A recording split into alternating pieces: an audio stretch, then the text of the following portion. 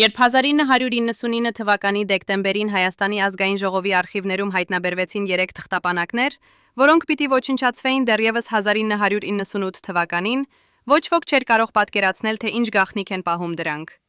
Այդ թղթապանակներում գտնվող փաստաթղթերը, բժշկական եզրակացություններ, հոգեբանական թեստերի արդյունքներ եւ մի շարք ձայնագրություններ, որոնք պարունակում էին ում էին Գալուստ Սահակյանի անձնական խոսակցությունները իր ամենամոտ խորհրդականների հետ, ցույց էին տալիս մի իրականություն, որը հակասում էր այն ամենին, ինչ հայ հասարակությունը նտեսել էր 20 տարի շարունակ։ Փաստաթղթերի մի մասը կրում էր խիստ գաղտնի դրոշմակնիկ, իսկ մյուս մասը պարզապես չէր գոյություն ունեցել պաշտոնական հաշվետվություններում։ Ինչու էին այս ապացույցները պետք է ոչնչացվեին, ով էր հրահանգել դրանց ոչնչացումը, եւ ամենակարևորը, ինչ էին թաքցնում այդ ձայնագրությունները, որոնք կարող էին փոխել ամեն ինչ, ինչ մենք գիտեինք Հայաստանի վերջին 20 տարիների քաղաքական պատմության մասին։ Պատկերացրեք մի մարդու, ով 20 տարի շարունակ խաղում է հիմարի դեր ամենաբարձր պետական ատյաններում, մինչդեռ իրականում ունի 160 միավոր խելամտության գործակից եւ խոսում է 5 լեզվով։ Պատկերացրեք, որ յուրաքանչյուր անհեթեթ արտահայտություն, յուրաքանչյուր պերլ, որի վրա ծիծաղում էր ողջ երկիրը, իրականում հաշվարկված էր մինչև վերջին բառը։ Պատկերացրեք, որ մինչ դուք ծիծաղում էիք ծաղրածուի վրա, ֆոկուսնիկը դատարկում էր ձեր գրպանները։ Սա ոչ թե հեքիաթ է, այլ իրականություն, որը բացահայտվեց 3 նախկին անվտանգության ծառայության բարձրաստիճան աշխատակցի վկայություններից, ովքեր համաձայնվեցին խոսել առաջին անգամ 35 տարի անց։ Նրանք պահպանել էին լռությունը ամբողջ այդ տարիները, քանի որ գիտեին ճշմարտությունը կարող էր արժենալ նրանց կյանքը։ Բայց այսօր, երբ համակարգը փլուզվել է, երբ հին իշխանությունները կորցրել են իրենց ազդեցությունը, այս մարդիկ պատրաստ են պատմել այն ամենը, ինչ տեսել են Գալուստ Սահակյանի իսկական դեմքի մասին։ 1998 թվականին, երբ Գալուստ Սահակյանը դարձավ Հայաստանի Հանրապետական կուսակցության գլխավոր քարտուղար, նա արդեն իսկ հայտնի էր որպես մարդ, ով հաճախ շփոթվում էր պաշտոնական ելույթների ժամանակ, մոռանում էր բառեր եւ թույլ էր տալիս այնպիսի սխալներ, որոնք դառնում էին ժողովրդական անեկդոտների հիմք։ Բայց շատ քչերը գիտեին, որ նույն այդ մարդը, ով հանրային ելույթներում թվում էր շփոթված եւ անօգնական, գիշերները անցկացնում էր իր անձնական գրասենյակում, ուսումնասիրելով միջազգային ֆինանսական հոսքերի բարդագույն սխեմաները։ Նրա անձնական գրադարանում, որը հայտնաբերվեց միայն 1999 թվականին, կային ավելի քան 3000 գիրք տնտեսագիտության, հոգեբանության եւ քաղաքական մանիպուլյացիայի մասին։ Գրքերի եզրերին կային նշումներ, գրված 4 տարբեր լեզուներով, իսկ մի քանի հատորների մեջ գտնվեցին թերթիկներ, մանրամասն հաշվարկներով, թե ինչպես կառավարել հասարակական կարծիքը, օգտագործելով վերահսկվող հիմարության մեթոդը։ Այս մեթոդի էությունը պարզ էր, երբ մարդիկ համոզված են, որ դու հիմար ես,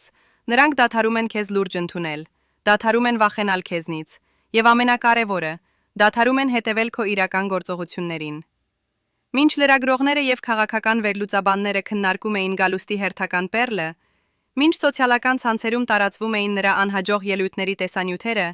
իրական որոշումները կայացվում էին լրիվ այլ մակարդակում։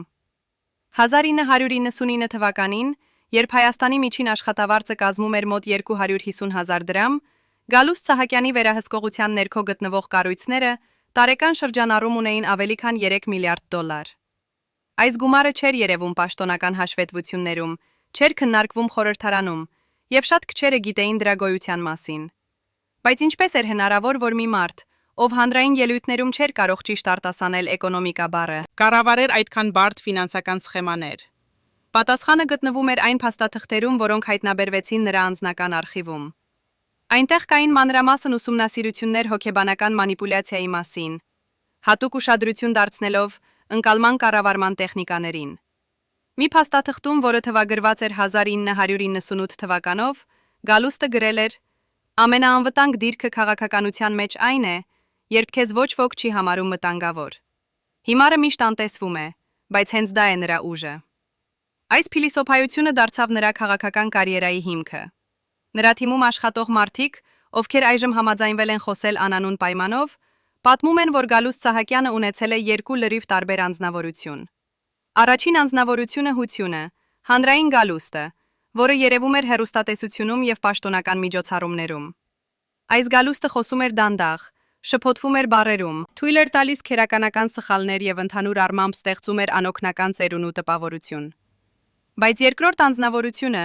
Մասնավոր գալուստը, որը երևում էր միայն փակ դռների հետևում, լրիվ այլ մարդ էր։ Նա խոսում էր արագ եւ հստակ, օգտագործում էր բարդ տնտեսական տերմիններ, վերլուծում էր միջազգային քաղաքական իրավիճակը եւ տալիս էր այնպիսի հրահանգներ, որոնք վկայում էին խորը ռազմավարական մտածողության մասին։ Մի նախկին օգնական, ով աշխատել է Գալուստի հետ 1999 թվականից մինչև 1998 թվականը, հիշում է մի դեպք, որը լիովին փոխեց նրա պատկերացումները իր ղեկավարի մասին։ Մի օր 1999 թվականի հունվարին Գալուստը պետք է ելույթ ունենար խորհրդարանում։ Նախքան ելույթը, իր գրասենյակում նա կատարյալ անգլերենով խոսեց միջազգային գործընկերների հետ, քննարկելով բարդ ներդրումային ծրագրեր։ Հետո երբ մտավ դահլիճ, նա սկսեց խոսել այնպես, կարծես մոռացել էր, թե ինչ պետք է ասի։ Շփոթվեց, կրկնեց նույն նախադասությունը 3 անգամ եւ ողջ դահլիճը սկսեց ծիծաղել։ Երբ վերադարձավ գրասենյակ, նա ժպտաց եւ ասաց. «Կատարյալ էր։ Հիմա նրանք կմոռանան այն օրենքի մասին, որը մենք քվեարկեցինք 3։ Այդ օրենքը թույլ էր տալիս որոշակի ֆինանսական գործարքներ իրականացնել առանց հրապարակային վերահսկողության։ Բայց ինչու էր Գալուստ Սահակյանը ընտրել այս ռազմավարությունը։ Ինչու էր նա պատրաստ տասնամյակներ շարունակ կրել հիմարի դիմակը։ Պատասխանը կայանում է նրա անձնական պատմության մեջ։ 1958 թվականին ծնված Լենինականում Գալուստը մեծացել է այնպիսի միջավայրում, որտեղ ուժեղը միշտ դառնում էր թիրախ։ Նրա հայրը, ով եղել է տեղական կուսակցական կոմիտեի անդամ, ձերբակալվել է 1965 թվականին, մեղադրվելով հակասովետական գործունեության մեջ։ Երիտասարդ Գալուստը տեսել է, թե ինչպես են իշխանությունները ոչնչացնում նրանց, ովքեր չափազանց ուժեղ են թվում, չափազանց խելացի են թվում, կամ չափազանց ազդեցիկ են դառնում։ Այդ դասը նա երբեք չմոռացավ։ Երբ Գալուստը սկսեց իր քաղաքական կարիերան 1988 թվականին, նա արդեն իսկ ուներ հստակ պլան։ Նա չէր ուզում դառնալ այն մարդը, ում վախենում են, այն մարդը, ում ուզում են հեռացնել։ Նա ուզում էր դառնալ անտեսանելի, անվտանգ, անվնաս։ Եվ ամենալավ ճանապարհը դա անելու համար էր ստեղծել հիմարի կերպար։ Նրա մոտ աշխատած մի նախկին խորհրդական պատմում է. «Գալուստը ինձ մի անգամ ասաց, քաղաքականության մեջ կան 2 տեսակի մարդիկ։ Առաջինները, նրանք, ովքեր ուզում են, որ բոլորը տեսնեն իրենց ուժը։ Նրանք միշտ դառնում են թիրախ։ Եվ երկրորդները, նրանք, ովքեր թաքցնում են իրենց ուժը։ Նրանք են, ովքեր վերջում հաղթում են»։ 1998 թվականին, երբ Հայաստանը անցնում էր դեպի անկախություն, երկրում սկսվեց իշխանության վերաբաշխում։ Հին խորհրդային նոմենկլատուրան փորձում էր պահպանել իր դիրքերը, մինչդեռ նոր քաղաքական ուժերը պայքարում էին իշխանության համար։ Այս քաոսի մեջ Գալուստ Սահակյանը տեսավ իր հնարավորությունը։ Մինչ ուրիշները բարձրաձայն հայտարարում էին իրենց հավակնությունների մասին, մինչ նոր քաղաքական աստղեր փորձում էին գրավել հանրության ուշադրությունը, Գալուստը լուր կերպով կառուցում էր իր ցանցը։ Նա չէր տալիս հարցազրույցներ, չէր մասնակցում հեռուստաբանավեճերի, չէր փորձում դառնալ հանրաճանաչ դեմք։ Փոխարենը նա աշխատում էր հետին պլանում, ստեղծելով կապեր, կառուցելով դաշինքներ, վերահսկելով ֆինանսական հոսքերը։ Նրա ռազմավարությունը հիմնված էր մի պարզ սկզբունքի վրա։ Իրական իշխանությունը չի գալիս հանրային ճանաչումից, այլ ֆինանսական վերահսկողությունից։ Եվ մինչ ուրիշները պայքարում էին պաշտոնների եւ տիտղոսների համար, Գալուստը լուր կերպով վերահսկում էր այն ֆինանսական հոսքերը, որոնք սնուցում էին ողջ քաղաքական համակարգը։ 1998 թվականին, երբ Հայաստանի տնտեսությունը գտնվում էր խորը ճգնաժամի մեջ, երբ միջին ընտանիքը ամսական ծախսում էր մոտ 30,000 դրամ սննդի վրա, Գալուստի վերահսկողության ներքո գտնվող կառույցները ներմուծում էին ապրանքներ ընդհանուր արժեքով ավելի քան $100 միլիոն տարեկան։ Այս ապրանքները սկսած սննդից մինչև շինանյութեր վաճառվում էին շուկայում այնպիսի գներով, որոնք ապահովում էին հսկայական շահույթ, բայց ոչ ոք չէր կարող հետևել դրա աղբյուրին, քանի որ բոլորի ուշադրությունը կենտրոնացած էր Գալուստի հանրային հիմարությունների վրա։ Բայց ամենաշոկային բացահայտումը եկավ 1999 թվականին, երբ մի խումբ լրագրողներ հասանելիություն ստացան Գալուստի անձնական բժշկական գրառումներին։ Այդ գրառումները ցույց էին տալիս, որ Գալուստ Սահակյանը երբեք չի ունեցել որևէ հոգեկան խանգարում, որևէ հիշողության խնդիր կամ որևէ ճանաչողական անկում։ Ավելին, բժշկական թեստերը, որոնք իրականացվել էին 1998 թվականին, ցույց էին տալիս, որ նրա խելամտության գործակիցը կազմում էր 160 միավոր, ավելի բարձր, քան բնակչության 98%-ի մոտ։ Նույն թեստերը ցույց էին տալիս նաև բացառիկ հիշողություն եւ վերլուծական կարողություններ։ Ինչու էին այս թեստերը պահվում խիստ գաղտնի։ Ինչու էր Գալուստի անձնական բժիշկը ստորագրել գաղտնիության պայմանագիր, որը արգելում էր նրան բացահայտել ցանկացած տեղեկություն իր պացիենտի առողջական վիճակի մասին։ Եվ ամենակարևորը, ով էր վճարում այդ բժշկին տարեկան $50,000, գումար, որը տասնապատիկ գերազանցում էր միջին բժշկի աշխատավարձը Հայաստանում։ Այս հարցերի պատասխանները սկսեցին բացահայտվել, երբ նույն այդ բժիշկը, արդեն թոշակի անցած եւ ապրելով արտերկրում, համաձայնվեց տալ իր առաջին հարցազրույցը։ Նրա պատմածը շոկեցրեց բոլորին, ովքեր լսեցին այն։ Գալուստ Սահակյանը եկավ իմ մոտ առաջին անգամ 1998 թվականին, պատմում է բժիշկը, ով խնդրեց չհրապարակել իր անունը անվտանգության նկատառումներից ելնելով։ Նա ասաց, որ ուզում է, որ ես իրականացնեմ լրիվ հոգեբանական եւ նևրոլոգիական զննում։ Երբ ես հարցրի ինչու, նա պատասխանեց, որովհետև ուզում է իմանալ իր իրական կարողությունները։ Թեստերի արդյունքները ցույց տվեցին, որ նա ունի բացառիկ ինտելեկտ, կատարյալ հիշողություն եւ շատ բարձր էմոցիոնալ ինտելեկտ։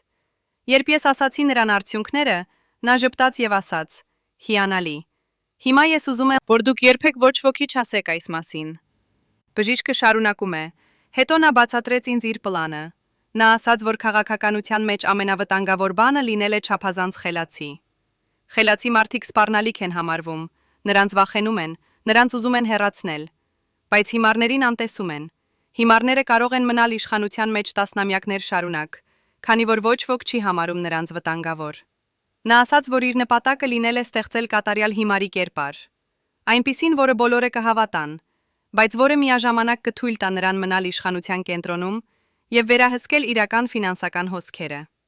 Այս խոստովանությունը բացահայտում է ամբողջ ճշմարտությունը Գալուստ Սահակյանի 2 տասնամյակ տևած կատարողականության մասին։ Բայց ինչպես էր Գալուստը պահպանում այս կերպարը այդքան երկար ժամանակ։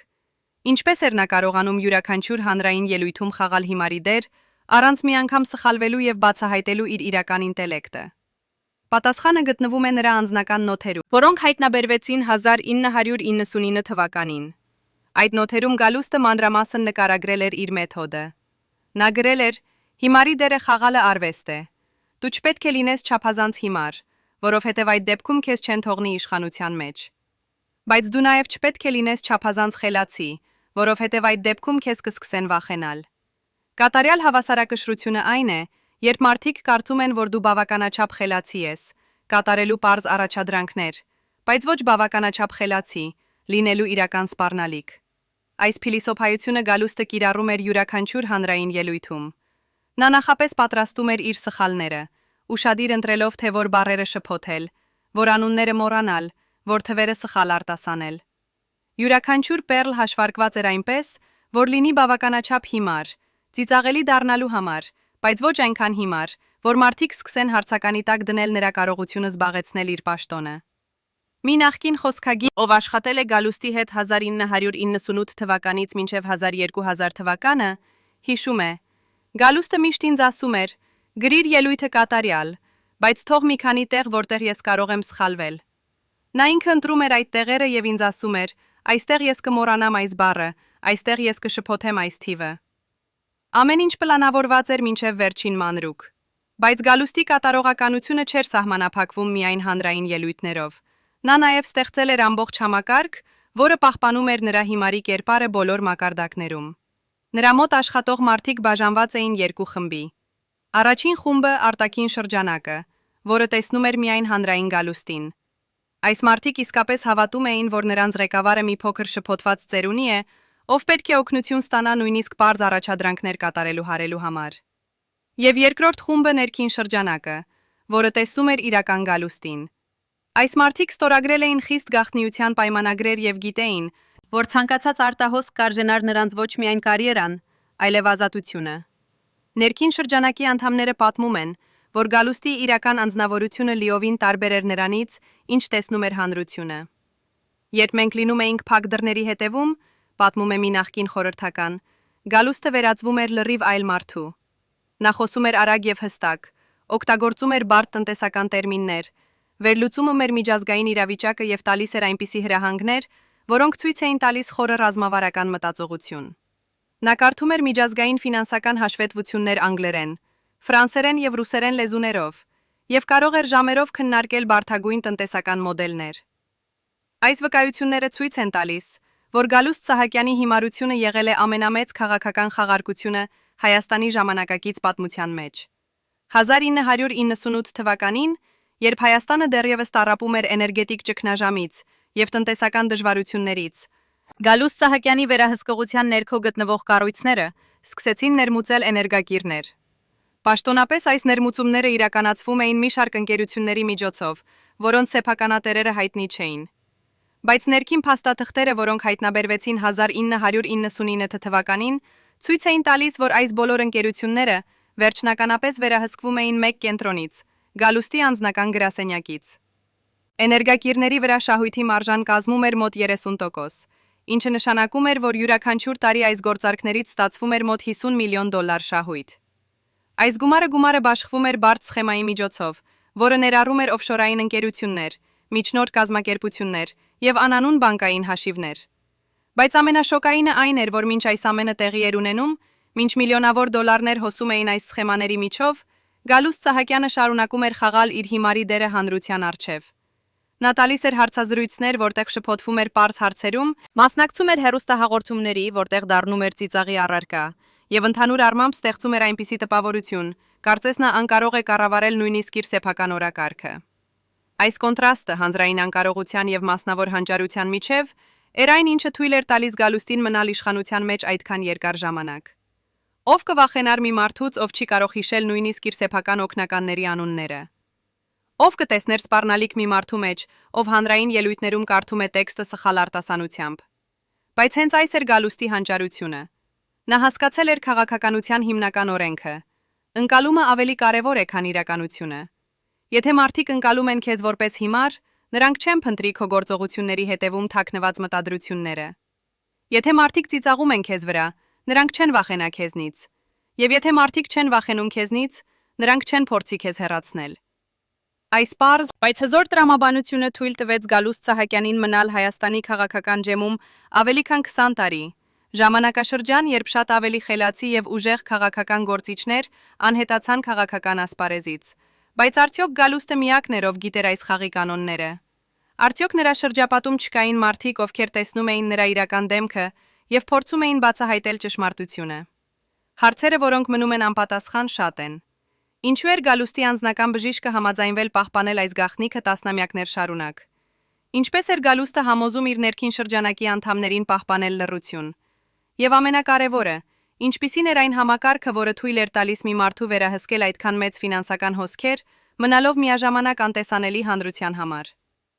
Մինչև վերջին պահը հավատացել եմ, որ կփրկվենք, ասում է Գալուստի անձնական պահակազորի նախկին սպան, ձեռքերը դեռևս դողալով 35 տարի անց։ Ինչ գիտեր այս մարդը, ինչ մենք չգիտենք։ Այս երեկո 3 նախկին անդամներ անվտանգության ծառայության ներքին շրջանակից խոսում են, առաջին անգամ այն գաղտնիքների մասին, որոնք պահել են տասնամյակներ շարունակ։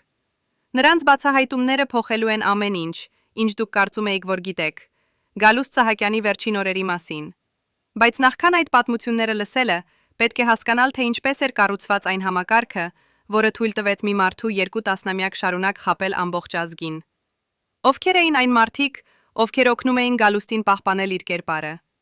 Ինչպիսին էր նրանց դերը այս մեծագույն քաղաքական թատրոնում։ Եվ ամենակարևորը, ինչու համաձայնվեցին նրանք մասնակցել այս խաղին, գիտենալով, որ դա կարող էր արժենալ նրանց ամեն ինչ։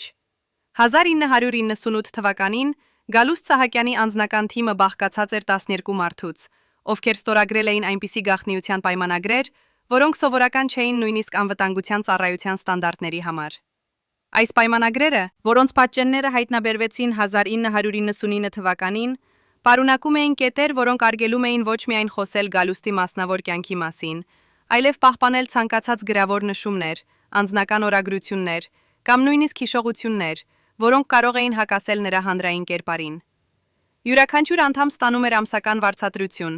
որը տասնապատիկ գերազանցում էր միջին պետական ծառայողի աշխատավարձը, մոտ 2 միլիոն դրամ, երբ երկրում միջին աշխատավարձը կազմում էր ընդամենը 200,000 դրամ։ Բայց գումարը միայն մի մասն էր խաղի։ Իրական ապահովությունը գալիս էր ավելի խորը մակարդակից։ Յուրաքանչյուր անդամի ընտանիքը ստանում էր բնակարան, մեքենա, երեխաները սովորում էին լավագույն դպրոցներում, և ամենակարևորը, նրանք ապրում էին այնպիսի անվտանգության մեջ, որը երաշխավորված էր ամենաբարձր մակարդակից։ Մի նախկին անդամ, ով համաձայնվեց խոսել անանուն պայմանով, եւ ում անվանենք Արամ, հիշում է իր առաջին օրը գալուստի թիմում։ Դա եղել է 1998 թվականի մարտ ամիսը, երբ Հայաստանը դեռևս ապրում էր էներգետիկ ճգնաժամի ամենադժվար օրերում։ Արամը, ով նախկինում աշխատել էր անվտանգության ծառայությունում եւ ուներ ամբասիր ռեկորդ, հրավիրվել էր գալուստի անձնական գրասենյակ, առանց որևէ նախնական բացատրության։ Երբ նա մտավ գրասենյակ, տեսավ գալուստին նստած իր սեղանի հետևում եւ կարդում միջազգային ֆինանսական հաշվետվություն անգլերեն լեզվով։ Այս տեսարանը շոկեցրեց Արամին, քանի որ նա ինչպես բոլորը հավատում էր, որ գալուստը հազիվ կարող է կարդալ հայերեն։ Գալուստը բարձրացրեց գլուխը, նայեց Արամին եւ ասաց կատարյալ անգլերենով, մի նախադասություն, որը Արամը երբեք չէր մոռանա։ Հետո նա անցավ հայերենի եւ ժպտաց այնպես, ինչպես Արամը երբեք չէր տեսել հեռուստատեսությունում։ Գալուստը բացատրեց Արամին իր առաջարկը։ Նա ասաց, որ փնտրում է մարդկանց, ովքեր կարող են պահպանել գաղտնիք, ովքեր հասկանում են իշխանության իրական բնույթը եւ ովքեր պատրաստ են ծառայել ոչ թե հանրային կերպարին, այլ իրական նպատակներին։ Նա ասաց, որ Արամը ընտրվել է, որովհետև ունի 3 հատկություն՝ լռություն, հավատարմություն եւ խելք։ Հետո Գալուստը դրեց սեղանի վրա 2 փաստաթուղթ։ Առաջինը գաղտնիության պայմանագիր էր, որը պարունակում էր 12 էջ իրավական տեքստ եւ մի պարզ հիմնական կետ։ Ցանկացած արտահոս կհանգեցնի ոչ միայն աշխատանքից ազատման, այլև քրեական հետապնդման։ Երկրորդը աշխատանքային պայմանագիր էր, որը առաջարկում էր ամսական 2 միլիոն դրամ, բնակարան Երևանի կենտրոնում եւ լրիվ սոցիալական փաթեթ ողջ ընտանիքի համար։ Արամը նայեց 2 փաստաթղթերին եւ հասկացավ, որ դա ընտրություն չէր։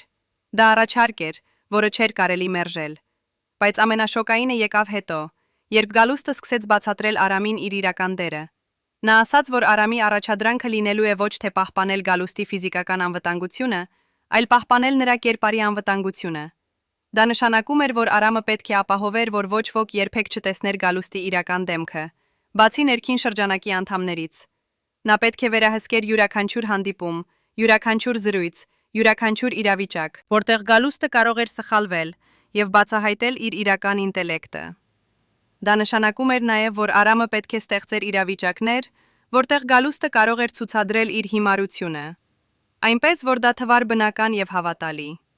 Գալուստը ասաց, որ սա ամենադժվար աշխատանքն է քաղաքականության մեջ՝ ստեղծել եւ պահպանել կատարյալ պատրանք, որը պետք է հավատացնի ոչ միայն հանրությանը, այլև մեծ մասին քաղաքական դաշնակիցների եւ նույնիսկ թշնամիների։ Արամը սկսեց իր աշխատանքը 1998 թվականի ապրիլ ամսին, եւ շատ արագ հասկացավ, թե որքան բարդ էր այս առաջադրանքը։ Յուրաքանչյուր առավոտ Գալուստը գալիս էր գրասենյակ ժամը 7-ին եւ անցկացնում 3 ժամ, կարդալով միջազգային լրատվամիջոցներ, վերլուծելով տնտեսական հաշվետվություններ եւ պլանավորելով իր օրը։ Այս ժամանակ նա էր իրական Գալուստը, կենտրոնացած, սուր, վերլուծական։ Բայց ժամը 10-ին, երբ սկսվում էին պաշտոնական հանդիպումները, Գալուստը վերածվում էր լրիվ այլ մարդու։ Նա դանդաղեցնում էր իր խոսքը, սկսում էր շփոթվել բառերում, մոռանում էր անունները եւ ընդհանուր առմամբ ստեղծում էր այն կերպարը, որը բոլորը ճանաչում էին հեռուստատեսությունից։ Արամը նկատեց, որ այս փոխակերպումը տեղի էր ունենում ավտոմատ կերպով։ Կարծես Գալուստը ուներ 2 լրիվ տարբեր անձնավորություն, որոնք նա կարող էր միացնել եւ անջատել ըստ անհրաժեշտության։ Բայց ամենահետաքրքիրը այն էր, որ Գալուստը ոչ միայն խաղում էր հիմարի դեր, այլև օգտագործում էր այս կերպարը որպես գործիք, մանիպուլյացիայի համար։ Արամը հիշում է մի դեպք 1998 թվականի հունիսին, երբ Գալուստը պետք է հանդիպեր մի խումբ օտարերկրյա ներդրողների հետ։ Նախքան հանդիպումը Գալուստը ասաց Արամին, որ ուզում է ստեղծել տպավորություն, թե նա լրիվ անտեղյակ է ֆինանսական հարցերից։ Հանդիպման ժամանակ Գալուստը խաղաց իր դերը կատարյալ։ Նա շփոթվեց պարզ տնտեսական տերմիններում, խնդրեց իր օգնականներին բացատրել հիմնական հասկացությունները եւ ընդհանուր առմամբ ստեղծեց տպավորություն, թե նա պարզապես ձևական ղեկավար է, ով ոչինչ չի հասկանում իրական բիզնեսից։ Օտարերկրյա ներդրողները հեռացան հանդիպումից, համոզված լինելով, որ իրական որոշումները կայացնում են Գալուստի օգնականները, ոչ թե ինքը։ Բայց երբ ներդրողները հեռացան, Գալուստը կանչեց Արամին իր գրասենյակ եւ ասաց. «Հիմա իրական աշխատանքը սկսվում է»։ Նա հանեց սեղանի տակից մի թղթապանակ, որը պարունակում էր մանրամասն վերլուծություն այդ ներդրողների ընկերության մասին, նրանց ֆինանսական վիճակը, նրանց իրական նպատակները Հայաստանում եւ նրանց թույլ կողմերը։ Գալուստը բացատրեց Արամին, որ հանդիպման իրական նպատակը եղել է ստիպել ներդրողներին թերագնահատել իրեն, որpիսի նրանք ավելի շատ բան բացահայտեն իրենց իրական պլանների մասին։ Եվ ռազմավարությունը աշխատեց կատարյալ։ Հաջորդ օրը գալուստի մարդիկ ստացան ամբողջ տեղեկատվությունը, որն անհրաժեշտ էր,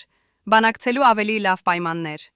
Արամը հասկացավ, որ գալուստի հիմարությունը ոչ թե թուլություն էր, այլ զենք, ամենաուժեղ զենքը, որը նա ուներ։ 1998 թվականի աշնանը գալուստի թիմը ընդլայնվեց մինչև 15 մարտ, եւ յուրաքանչյուր նոր անդամ անցնում էր նույն ծիսակարգը, որը անցել էր Արամը։ Նրանք տեսնում էին իրակական գալուստին, ստորագրում էին գաղտնիության պայմանագրերը եւ դառնում էին մասը այն համակարգի, որը պահպանում էր ամենամեծ քաղաքական գաղտնիքը Հայաստանում։ Բայց ինչպես էր գալուստը համոզված, որ այս մարդիկ երբեք չեն խախտի իրենց լռությունը։ Ինչպես էր նա ապահովում, որ նույնիսկ տասնամյակներ անց, երբ նրանք այլևս չեն աշխատի նրա համար, նրանք չեն խոսի այն ամենի մասին, ինչ տեսել են։ Պատասխանը գտնվում էր ոչ թե սպառնալիքների մեջ, այլ ավելի խորը հոգեբանական մեխանիզմում։ Գալուստը ստեղծել էր այնպիսի համակարգ, որտեղ յուրաքանչյուր անդամ զգում էր ոչ թե ստրուկ, այլ համակիր։ Նա բացատրում էր նրանց, որ նրանք մասնակցում են ոչ թե խաբեության, այլ ազգային նշանակության գործին։ Գալուստը ասում էր իր թիմին, որ Հայաստանը փոքր երկիր է, շրջապատված ուժեղ եւ հաճախ թշնամական հարևաններով։ Այս երկրում, որտեղ յուրաքանչյուր քաղաքական որոշում կարող է ազդել ազգի գոյության վրա, անհրաժեշտ է ունենալ ղեկավարներ, ովքեր կարող են խաղալ երկար խաղ։ Բայց երկար խաղ խաղալու համար պետք է մնալ իշխանության մեջ, եւ իշխանության մեջ մնալու համար պետք է լինել անտեսանելի սպառնալիք։ Նա բացատրում էր, որ պատմությունը լի է օրինակներով, երբ ամենախելացի եւ ամենաուժեղ ղեկավարները հեռացվել են, որովհետեւ նրանք չափազանց սպառնալիք էին թվում իրենց թշնամիների համար։ Բայց հիմարները, անտեսանելի մարդիկը, նրանք են, ովքեր կարող են մնալ տասնամյակներ շարունակ եւ իրականացնել իրենց ռազմավարական պլանները։ Այս փիլիսոփայությունը Գալուստը ներշնչում էր իր թիմին, եւ նրանք սկսում էին հավատալ, որ իրենց լռությունը ծառայում է ավելի մեծ նպատակի։ Բայց արդյոք այս բացատրությունը բավարար էր ապահովելու երկարաժամկետ լռություն։ Արդյոք չկային մարդիկ, ովքեր փորձեցին խախտել այս համակարգը, ովքեր ուզեցին բացահայտել ճշմարտությունը։ Արամը հիշում է մի դեպք 1998 թվականի նոյեմբերին, երբ թիմի մի անդամ, ում անվանենք Վահե, սկսեց հարցականի տակ դնել ամբողջ համակարգը։ Վահեն, ով աշխատել էր Գալուստի մոտ ընդամենը 6 ամիս, սկսեց խոսել այլ անդամների հետ, ասելով, որ այն, ինչ նրանք անում են, անբարոյական է, որ նրանք խաբում են ողջ ազգին, եւ որ ճշմարտությունը պետք է բացահայտվի։ Վահեի խոսքերը սկսեցին տարածվել թիմինի ներսում, եւ Արամը տեսավ, որ մի քանի այլ անդամներ նույնպես սկսեցին կասկածել իրենց դերի մեջ։ Իրավիճակը դառնում էր վտանգավոր, եւ Արամը գիտեր, որ պետք է տեղեկացնել Գալուստին։ Երբ Գալուստը լսեց Վահեի մասին, նա չցուցադրեց ոչ զայրույթ, ոչ անհանգստություն։ Փոխարենը նա ժպտաց եւ ասաց Արամին, որ սա հնարավորություն է, ոչ թե խնդիր։ Հաջորդ օրը Գալուստը կանչեց Վահեին իր գրասենյակ, առանց որևէ այլ մարդու ներկայության։ Նրանք խոսեցին 3 ժամ, եւ երբ Վահեն դուրս եկավ գրասենյակից, նա լրիվ փոխված էր։ Նա այլևս չէր խոսում բացահայտման մասին, այլ դարձել էր Գալուստի ամենահավատարիմ պաշտպաններից մեկը։ Ինչ տեղի ունեցավ այդ գրասենյակում։ Ինչ ասաց Գալուստը Վահեին, որ այդքան արմատապես փոխեց նրա տեսակետը։ Արամը երբեք չիմացավ ամբողջ պատմությունը, բայց Վահեն մի անգամ նրան ասաց. Գալուստը ցույց տվեց ինձ ճշմարտությունը, որը ես չէի տեսնում։ Նա ցույց տվեց, որ իրական խաբեությունը ոչ թե նրա կերպարն է, այլ ամբողջ քաղաքական համակարգը, որտեղ բոլորը խաղում են դերեր, բայց միայն նա է ունեցել համարձակությունը ընդունել դա եւ օգտագործել որպես գործիք։ Այս դեպքը ցույց տվեց Արամին, որ Գալուստի իրական ուժը ոչ թե նրա ինտելեկտն էր, ոչ թե նրա ֆինանսական ռեսուրսները, այլ նրա կարողությունը հասկանալ մարդկանց հոգեբանությունը եւ մանիպուլյացնել նրանց ընկալումները։ Գալուստը գիտեր, որ յուրաքանչյուր մարդ ունի իր թույլ կողմը, իր վախերը, իր ցանկությունները։ Եվ նա օգտագործում էր այս գիտելիքը ոչ թե սպառնալիքների միջոցով, այլ համոզելու միջոցով։ Նա ստեղծում էր այնպիսի իրավիճակներ, որտեղ մարդիկ ինքնուրույն գալիս էին այն եզրակացության, որ լռությունը ավելի լավ է, քան բացահայտումը։ Նա ցույց էր տալիս նրանց, որ ճշմարտությունը ոչ միայն վնասելու է Գալուստին, այլև նրանց ինքնուրույն, նրանց ընտանիքներին եւ ավելի լայն առմամբ ամբողջ քաղաքական համակարգին, որի մասն էին նրանք։ 1998 թվականի դեկտեմբերին, երբ Հայաստանը նշում էր անկախության առաջին տարեդարձը, Գալուստ Սահակյանի ազդեցությունը հասել էր իր գագաթնակետին։ Նրա վերահսկողության ներքո գտնվող ֆինանսական ցանցը ներառում էր արդեն իսկ ավելի քան 50 ընկերություն, սկսած ներմուծումից մինչև շինարարություն, սկսած էներգետիկայից մինչև հեռահաղորդակցություն։ Այս ընկերությունների տարեկան շրջանառումը կազմում էր ավելի քան 5 միլիարդ դոլար։ Գումար, որը համարժեք էր Հայաստանի տարեկան բյուջեի մոտ 30%-ին։ Բայց ամենաշոկայինը այն էր, որ այս ամբողջ ֆինանսական կայսրությունը կառավարվում էր մի մարդու կողմից, ում հանրությունը համարում էր անկարող հիշել նույնիսկ իր սեփական հեռախոսահամարը։ Ինչպես էր սա հնարավոր։ Ինչպես կարող էր մի մարդ, ով հանրային ելույթներում թվում էր շփոթված եւ անօգնական, կառավարել այդքան բարդ եւ ընդարձակ ֆինանսական ցանց։ Պատասխանը գտնվում էր Գալուստի ստեղծած երկշերտ համակարգում։ Առաջին շերտը, հանրային շերտը, որտեղ Գալուստը երևում էր որպես ձևական ղեկավար, ով ստորագրում էր փաստաթղթեր առանց կարդալու դրանք, մասնակցում էր հանդիպումների առանց հասկանալու դրանց էությունը, եւ ընդհանուր առմամբ ստեղծում էր տպավորություն, թե իրական որոշումները կայացնում են նրա օգնականները։ Բայց երկրորդ շերտը, թաքնված շերտը, որտեղ Գալուստը անձամբ վերահսկում էր յուրաքանչյուր կարևոր որոշում, յուրաքանչյուր ֆինանսական գործարք, յուրաքանչյուր ռազմավարական քայլ։ Այս երկրորդ շերտը գործում էր լրիվ անտեսանելի հանրության համար, եւ նույնիսկ շատ քաղաքական գործիչներ, ովքեր համագործակցում էին Գալուստի հետ, չգիտեին դրա գոյության մասին։ Արամը հիշում է, թե ինչպես էր կազմակերպված Գալուստի աշխատանքային օրը 1998 թվականին։ Յուրաքանչյուր առավոտ ժամը 6-ին Գալուստը արթնանում էր եւ անցկացնում 2 ժամ, վարժություններ անելով եւ կարդալով միջազգային լրատվամիջոցներ 5 տարբեր լեզուներով։ Ժամը 8-ին նա ժամանում էր գրասենյակ եւ հաջորդ 3 ժամը նվիրում էր մասնավոր հանդիպումների, միայն իր ներքին շրջանակի անդամների հետ։ Այս հանդիպումների ժամանակ քննարկվում էին ամենակարևոր ֆինանսական եւ քաղաքական որոշումները, վերլուծվում էին միջազգային իրավիճակները, պլանավորվում էին երկարաժամկետ ռազմավարությունները։ Ժամը 11-ից սկսվում էին պաշտոնական հանդիպումները, եւ հենց այս պահից Գալուստը վերածվում էր իր հանրային կերպարին։ Նա դանդաղեցնում էր իր խոսքը, սկսում էր շփոթվել,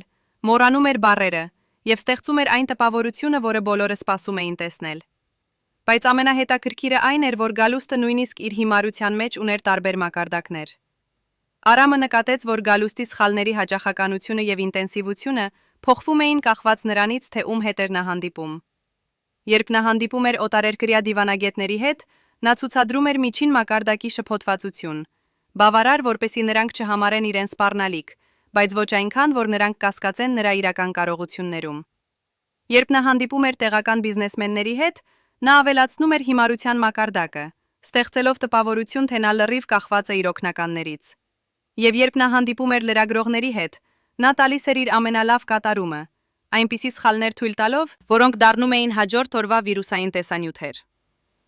Այս բազմամակարդակ մանիպուլյացիան պահանջում էր ոչ միայն բարձր ինտելեկտ, այլև բացառիկ հոգեբանական վերահսկողություն։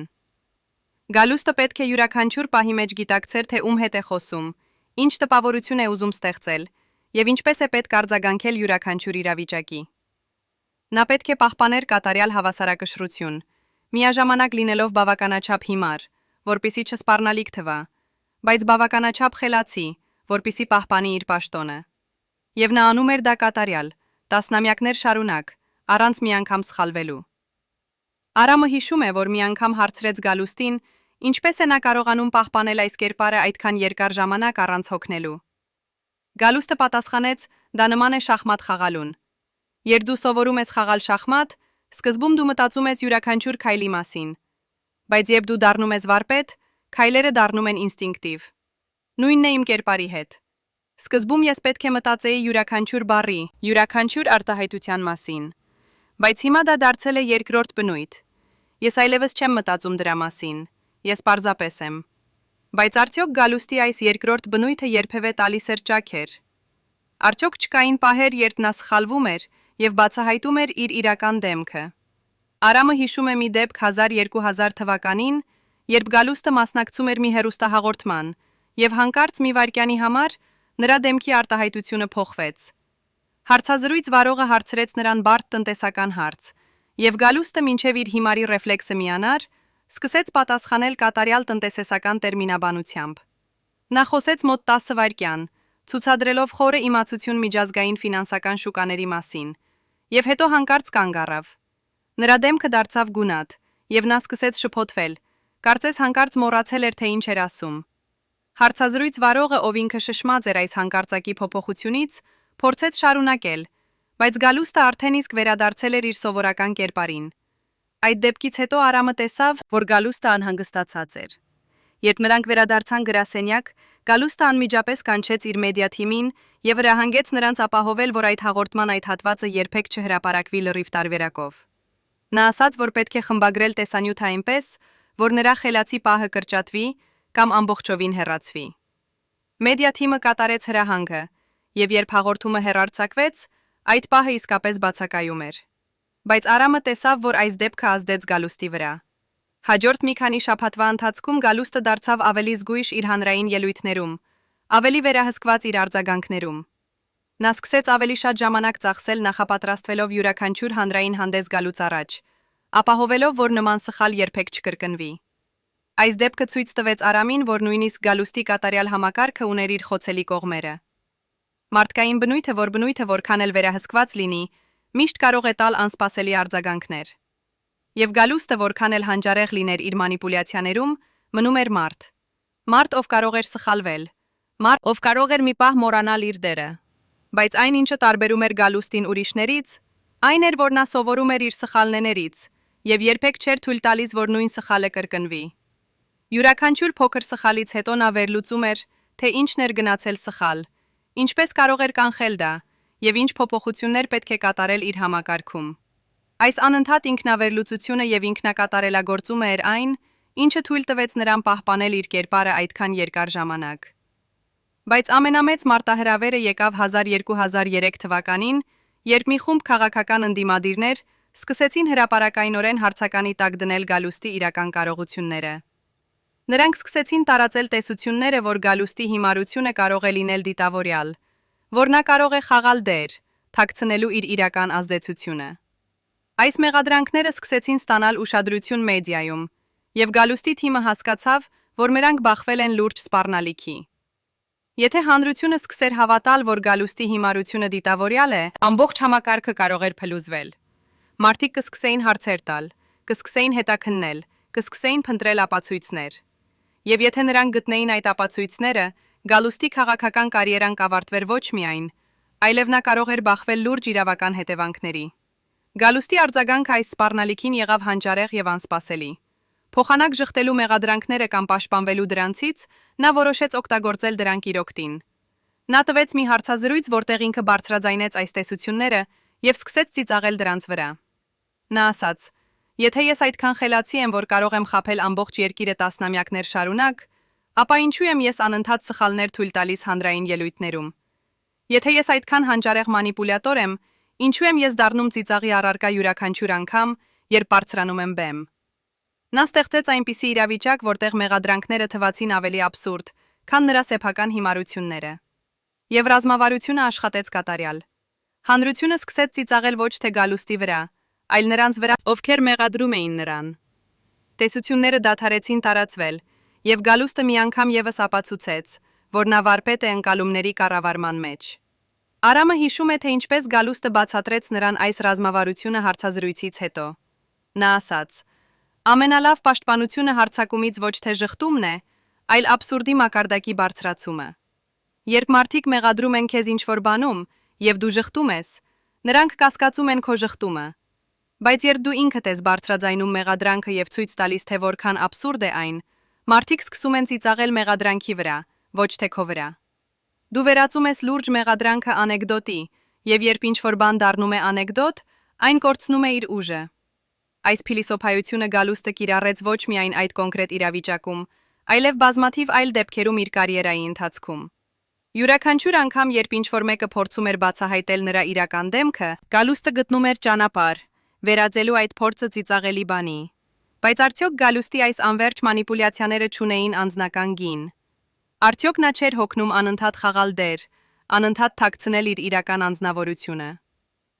Արամը հիշում է մի գիշեր 2005 թվականին, երբ նա մնաց ուշ գրասենյակում եւ տեսավ Գալուստին, նստած մենակ իր սենյակում, նայելով պատուհանից դեպի Երևանի գիշերային լույսերը։ Արամը մտավ ներս եւ հարցրեց. «Արդյոք ամեն ինչ կարգին է»։ Գալուստը շրջվեց եւ Արամը տեսավ նրա դեմքին մի արտահայտություն, որը երբեք չէր տեսել նախկինում։ Դա ոչ թե հանրային Գալուստի շփոթված արտահայտությունն էր, ոչ էլ մասնավոր Գալուստի սուր եւ կենտրոնացած նայվածքը։ Դա էր մի մարդու դեմքը, ով հոգնած էր, ով կրում էր ծանր բեռ, ով տասնամյակներ շարունակ ապրել էր կրկնակի կյանք։ Գալուստը ասաց Արամին. «Գիտես ինչն է ամենադժվարը այս ամենի մեջ։ Դա ոչ թե մարդկանց խաբելն է, ոչ թե կերպարը պահպանելը։ Ամենադժվարը մենակությունն է։ Երբ դու ապրում ես կրկնակի կյանք, եւ դու ցույց ես տալիս մեկ դեմք աշխարհին եւ ունես մեկ այլ դեմք ներսում, դու երբեք չես կարող լինել իսկապես մոտ որևէ մեկին։ Նույնիսկ իմ ամենամոտ մարդիկը, նույնիսկ դու Արամ, դուք տեսնում եք միայն այն, ինչ ես ուզում եմ, որ տեսնեք։ Իմ իրական եսը, այն մարդը, ով ես իսկապես եմ, մնում է թաքնված նույնիսկ ինձնից։ Երբ դու այդքան երկար ժամանակ խաղում ես դեր, դու սկսում ես կորցնել սահմանը դերի եւ իրականության միջև։ Դու սկսում ես հարցնել քեզ. ով եմ ես իսկապես։ Հիմարը, որին տեսնում են մարդիկը, թե հանճարը, որին տեսնում են մի քանիսը, թե ինչ-որ երրորդ մարդ, որին ոչ ոք երբեք չի տեսել։ Այս խոստովանությունը շոկեցրեց Արամին, քանի որ դա էր առաջին անգամը, երբ Գալուստը խոսում էր իր անձնական զգացմունքների մասին։ Արամը հասկացավ, որ Գալուստի հանճարությունը ուներ իր մութ կողմը։ Կարողությունը մանիպուլյացնել ընկալումները, վերահսկել իր կերպարը, խաղալ կատարյալ դեր։ Այս ամենը պահանջում էր զոհաբերել ինչ-որ բան ավելի արժեքավոր։ Գալուստը զոհաբերել էր իր իսկությունը, իր կարողությունը լինել իսկապես ինքը, որևէ մեկի հետ։ Նա ստեղծել էր կատարյալ պատրանք, բայց այդ պատրանքի ներսում նա մնացել էր մենակ։ Մարդ, ով երբեք չէր կարող հանել իր դիմակը։ Մարդ, ով դատապարտված էր ապրել իր կյանքը որպես կատարողական։ Բայց արդյոք Գալուստը երբևէ զղջացել է իր ընտրությունից։ Արդյոք նա երբևէ մտածել է թողնել այս ամենը, բացահայտել ճշմարտությունը եւ ապրել որպես իր իսկական եսը։ Արամը հարցրեց նրան այդ գիշեր, եւ Գալուստի պատասխանը եղավ պարզ, բայց խորը։ Նա ասաց. «Զղջալը ծքարություն է, որը ես չեմ կարող թույլ տալ ինձ։ Ես ընտրեցի այս ճանապարհը, քանի որ հավատացի, որ դա միակ ճանապարհն է հասնելու իմ նպատակներին։ Եվ ես հասա այդ նպատակներին։ Ես մնացի իշխանության մեջ տասնամյակներ շարունակ։ Ես վերահսկեցի ֆինանսական հոսքերը։ Ես ազդեցի քաղաքական որոշումների վրա։ Այո, ես զոհաբերեցի իմ անձնական ինքնությունը, բայց ես ստացա ինչ-որ բան ավելի մեծ՝ ուժ, ազդեցություն, վերահսկողություն։ Եվ վերջում, երբ պատմությունը գնահատի իմ կյանքը, մարդիկ կտեսնեն ոչ թե հիմարին, ում նրանք ծիծաղում էին, այլ ռազմավարին, ով խաղաց երկար խաղ եւ հաղթեց։ Այս խոսքերը ցույց տվեցին Արամին, որ Գալուստը լիովին գիտակցում էր իր ընտրության հետևանքները եւ ընդունում էր դրանք։ Նա չէր զղջում, չէր ցանկանում փոխել անցյալը։ Նա տեսնում էր իր կյանքը որպես ռազմավարական խաղ,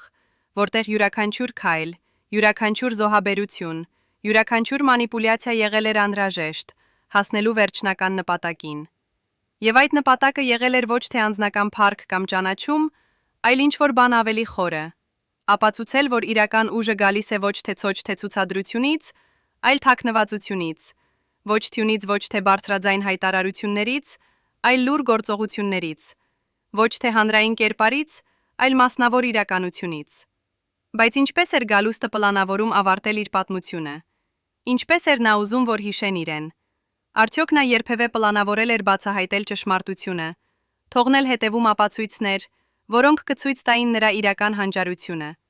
Թե նա ուզում էր, որ իր գաղտնիքը մնա գաղտնիք, նույնիսկ իր մահից հետո։ Այս հարցերը Արամը երբեք չստացավ ամբողջական պատասխան, քանի որ Գալուստը երբեք լիովին չբացեց իր վերջնական պլանները։ Բայց մի բան հստակ էր. Գալուստ Սահակյանը եղել է մարդ, ով ապրել է իր կյանքը համաձայն իր սեփական կանոնների, ով ստեղծել էր իր սեփական իրականությունը, եւ ով մինչև վերջ մնաց հավատարիմ իր ընտրած ճանապարհին։ Նրա պատմությունը է ոչ թե խաբեության, այլ ռազմավարության, ոչ թե թուլության, այլ ուժի, ոչ թե հիմարության, այլ հանճարության։ Հանճարության, որը թաքնված էր ամենակատարյալ դիմակի հետևում։ Պատկերացրեք, որ դուք եք այն 12 մարդկանցից մեկը, ովքեր գիտեին ամեն ինչ Գալուստ Սահակյանի մասին, յուրաքանչյուր բժշկական գաղտնիք, յուրաքանչյուր ֆինանսական սխեմա, յուրաքանչյուր թաքնված թունել Երևանի տակ։ Հիմա պատկերացրեք, որ պետք է ընտրություն կատարեք, պահպանել ձեր հավատարմությունը, թե փրկել ձեր կյանքը։ 1998 թվականի դեկտեմբերի 22-ին այս մարդիկ կատարեցին ընտրություն, որը փոխեց Հայաստանի պատմությունը։ Բայց ինչու։ Ինչն էր ստիպել նրանց դավաճանել իրենց գերագույն ղեկավարին։ Պատասխանը գտնվում է ոչ թե քաղաքական իդեալների մեջ, ոչ էլ բարոյական համոզմունքների մեջ։ Պատասխանը թաքնված է այն տեղերում, որտեղ ոչ ոք երբեք չէր փնտրել։ Գալուստի անձնական բժշկական գրառումներում, նրա գաղտնի բունկերներում, եւ ամենակարևորը, նրա սեփական մարմնի դավաճանության մեջ։ Այսօր, 35 տարի անց մենք բացահայտում ենք այն ճշմարտությունը, որը կարող էր արժենալ կյանքեր։ 1998 թվականի սեպտեմբերին, երբ Հայաստանը դեռևս ապրում էր էներգետիկ ճգնաժամի ամենադժվար օրերում, Գլուստ Սահակյանի անձնական բժիշկը, դոկտոր Վարդանյանը, ում անունը մենք փոխել ենք անվտանգության նկատառումներից ելնելով, կատարեց մի հայտնագործություն, որը սարսափեցրեց նրան։ Երբ նա իրականացրեց Գալուստի հերթական բժշկական զննումը, նկատեց, որ վերջինիս ձեռքերը դողում էին ոչ թե նյարդայնությունից, այլ ինչ-որ ավելի խորը պատճառով։ Դոկտոր Վարդանյանը, ով ծառայել էր Գալուստին արդեն իսկ 10 տարի, եւ գիտեր նրա յուրաքանչյուր բժշկական գաղտնիք, անմիջապես հասկացավ, որ ինչ-որ բան փոխվել է։ Նա պահանջեց կատարել լրացուցիչ թեստեր, արյան վերլուծություն, նևրոլոգիական զննում եւ ամենակարևորը՝ ուղեղի սկանավորում։ Գալուստը սկզբում հրաժարվեց ասելով, որ ամեն ինչ կարգին է, որ դողը պարզապես հոգնածությունից է։ Բայց դոկտոր Վարդանյանը պնդեց, եւ Գալուստը, ով միշտ լսում էր իր բժշկի խորհուրդները, վերջապես համաձայնվեց։ Թեստերի արդյունքները եկան 1998 թվականի հոկտեմբերի սկզբին, եւ դրանք ցնցեցին նույնիսկ փորձառու դոկտոր Վարդանյանին։ Ուղեղի սկանավորումը ցույց էր տալիս վաղ փուլի նևրոդեգեներատիվ գործընթաց, այն տեսակի հիվանդություն, որը դանդաղ, բայց անխուսափելիորեն ոչնչացնում է ճանաչողական ֆունկցիաները։ Արյան վերլուծությունները հաստատում էին այս ախտորոշումը, ցույց տալով որոշակի սպիտակուցների անբնական մակարդակ, որոնք ասոցացվում են ուղեղի բջիջների աստիճանական քայքայման հետ։ Դոկտոր Վարդանյանը նստեց Գալուստի հետ իր գրասենյակում եւ բացատրեց նրան իրավիճակը։ Նա ասաց, որ այս պահին ախտանիշները դեռ թույլ են, թեթև դող, երբեմնի հիշողության կարճաժամկետ բաց թողումներ, մտածողության մի փոքր դանդաղում։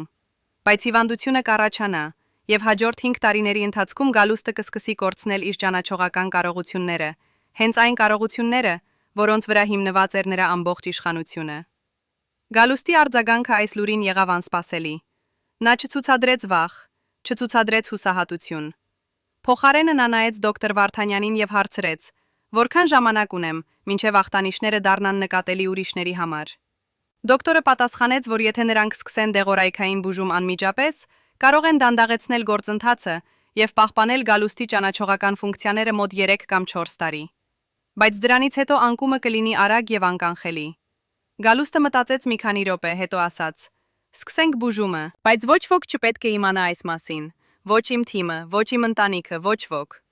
Դուք կգրանցեք դեղերը որպես վիտամիններ եւ ընդհանուր ամրացնող միջոցներ։ Եվ դուք կշարունակեք իրականացնել զննումներ ամեն 3 ամիսը մեկ, առանց որևէ գրավոր հաշվետվության։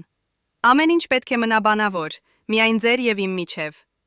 Դոկտոր Վարդանյանը համաձայնվեց, բայց նա հասկանում էր, որ այս գաղտնիքը կարող էր դառնալ ծանր բեռ։ Նա սկսեց գրանցել Գալուստի համար հատուկ դեղամիջոցներ, որոնք նախատեսված էին դանդաղեցնելու նևրոդեգեներատիվ գործընթացները։ Այս դեղերը ներառում էին բարդ քիմիական միացություններ, որոնք պետք է ընդունվեին օրական 3 անգամ, խիստ ժամանակացույցով։ Բայց Գալուստը պահանջեց, որ դեղերի տուփերը չունենան որևէ բժշկական պիտակ, որ դրանք փաթեթավորվեն որպես սովորական վիտամինային հավելումներ։ Նա նույնիսկ հրահանգեց դոկտոր Վարդանյանին ստեղծել կեղծ պիտակներ, որոնք կնշեին վիտամին B կոմպլեքս կամ օմեգա 3 ճարպաթթուներ։ Այս մանրամասնությունը ցույց էր տալիս, թե որքան լուրջ էր Գալուստը վերաբերվում իր գաղտնիքի պահպանմանը։ Նա հասկանում էր, որ եթե նույնիսկ մեկ մարդ իմանար նրա իրական առողջական վիճակի մասին, ամբողջ նրա իշխանությունը կարող էր փլուզվել մի օրում։ Բայց դեղերը միայն մի մասն էին խնդրի։ Գալուստը սկսեց նկատել, որ նրա մարմինը դավաճանում է նրան ավելի շատ ձևերով, քան նա սպասում էր։ 1998 թվականի նոյեմբերին նա սկսեց զգալ անընդհատ հոգնածություն, այնպիսի հոգնածություն, որը չէր անցնում նույնիսկ երկար քնից հետո։ Նրա կենտրոնացման կարողությունը սկսեց նվազել։ Նա նկատեց, որ երբեմն պետք է կարդար նույն պարբերությունը 2 կամ 3 անգամ, որպեսզի հասկանար դրա իմաստը։ Նրա հիշողությունը, որը միշտ եղել էր նրա ամենամեծ ուժը, սուժը սկսեց տալիս փոքր, բայց անհանգստացնող ճաքեր։ Նա մոռանում էր անունները, թվերը, երբեմն նույնիսկ այն բառերը, որոնք միշտ օգտագործել էր։ Այս փոփոխությունները դեռ չէին նկատելի ուրիշների համար, քանի որ Գալուստը միշտ խաղացել էր շփոթված մարդու դեր։ Բայց նա ինքը գիտեր տարբերությունը դիտավորյալ շփոթվածության եւ իրական ճանաչողական անկման միջև։ Դոկտոր Վարդանյանը հիշում է մի զրույց 1998 թվականի դեկտեմբերին, երբ Գալուստը նստած էր իր գրասենյակում, ձեռքին բժշկական հաշվետվություն, որը նա չէր կարողանում կարդալ։ Երբ դոկտորը մտավ, Գալուստը նայեց նրան եւ ասաց. Գիտեք ինչն է ամենավախենալին այս ամենի մեջ։ Դա ոչ թե մահվան վախն է, ոչ էլ ցավի վախը։ Ամենավախենալին այն է, որ ես դանդաղ կկորցնում եմ այն միակ բանը, որը սահմանում էր ինձ։ Իմ ողջ կյանքը, իմ ողջ իշխանությունը հիմնված էր իմ մտքի վրա, իմ կարողության վրա մտածել ավելի արագ, վերլուծել ավելի խելի խորը, տեսնել այն, ինչ ուրիշները չեն տեսնում։ Եվ հիմա այդ մտքը սկսում է մարել, ինչպես մոմը, որը դանդաղ հալվում է։ Ամեն օր ես արթնանում եմ եւ հարցնում եմ ինձ. այսօր է այն օրը, երբ ես այլևս չեմ կարողանա թաքցնել իմ իրական վիճակը։ Այսօր է այն օրը, երբ ինչ-որ մեկը կնկատի, որ իմ հիմարությունը այլևս ոչ թե դեր է, այլ իրականություն։ Այս խոստովանությունը ցույց էր տալիս Գալուստի ամենախորը վախը։ Նա վախենում էր ոչ թե մահից, այլ այն պահից, երբ նրա իրական անկումը կդառնար նկատելի։ Նա վախենում էր, որ մարդիկ կսկսեն նկատել, որ նրա սխալները այլևս ոչ թե հաշվարկված են, այլ իրական։ Նա վախենում էր, որ նրա թիմը, նրա դաշնակիցները, նրա թշնամիները կհասկանան, որ այն մարդը, ով տասնամյակներ շարունակ մանիպուլյացրել է նրանց բոլորին, այժմ ինքը դառնում է իր սեփական կերպարի զոհը։ Եվ ամենավատը, նա վախենում էր, որ պատմությունը կհիշի իրեն ոչ թե որպես հանճար, ով խաղաց կատարյալ դեր, այլ որպես հիմար, ով վերջում իսկապես դարձավ այն, ինչ նա ձևացնում էր լինել։ Բայց Գալուստը չէր պատրաստվում հանձնվել առանց պայքարի։ Նա սկսեց մշակել նոր ռազմավարություն, որը կթույլ տար նրան պահպանել իր իշխանությունը, նույնիսկ իր ճանաչողական կարողությունների անկման պայմաններում։ 1998 թվականի դեկտեմբերին նա կանչեց իր ամենահավատարիմ թիմի անդամներին, Արամին եւ երկու այլ մարդկանց, ում նա վստահում էր ամենաշատը։ Նա ասաց նրանց, որ ժամանակն է ստեղծել նոր համակարգ, որը կաշխատի նույնիսկ այն դեպքում, եթե նա ինքը չկարողանա ակտիվորեն մասնակցել օրական կառավարմանը։ Նա բացատրեց, որ նրանք պետք է ստեղծեն այնպիսի կառուցվածք, որտեղ իրական որոշումները կկայացվեն փակ դռների հետևում, մինչդեռ նա կշարունակի խաղալ իր հանրային դերը։ Նա ասաց, որ դա կլինի նրա վերջին եւ ամենամեծ մանիպուլյացիան, ստեղծել համակարգ, որը կաշխատի նույնիսկ նրա բացակայության դեպքում։ Արամը հիշում է, որ այդ հանդիպման ժամանակ Գալուստը չբացահայտեց իր իրական առողջական վիճակը։ Նա պարզապես ասաց, որ ուզում է ապահովել, որ նրանց աշխատանքը կշարունակվի նույնիսկ այն դեպքում, եթե նա ինքը որոշի հեռանալ քաղաքականությունից, կամ եթե ինչ-որ անսպասելի իրավիճակ ստեղծվի։ Բայց Արամը զգաց, որ ինչ-որ բան փոխվել է Գալուստի մեջ։ Նրա ձայնը ավելի հանգիստ էր, նրա շարժումները ավելի դանդաղ, նրա նայվածքը ավելի հեռավոր։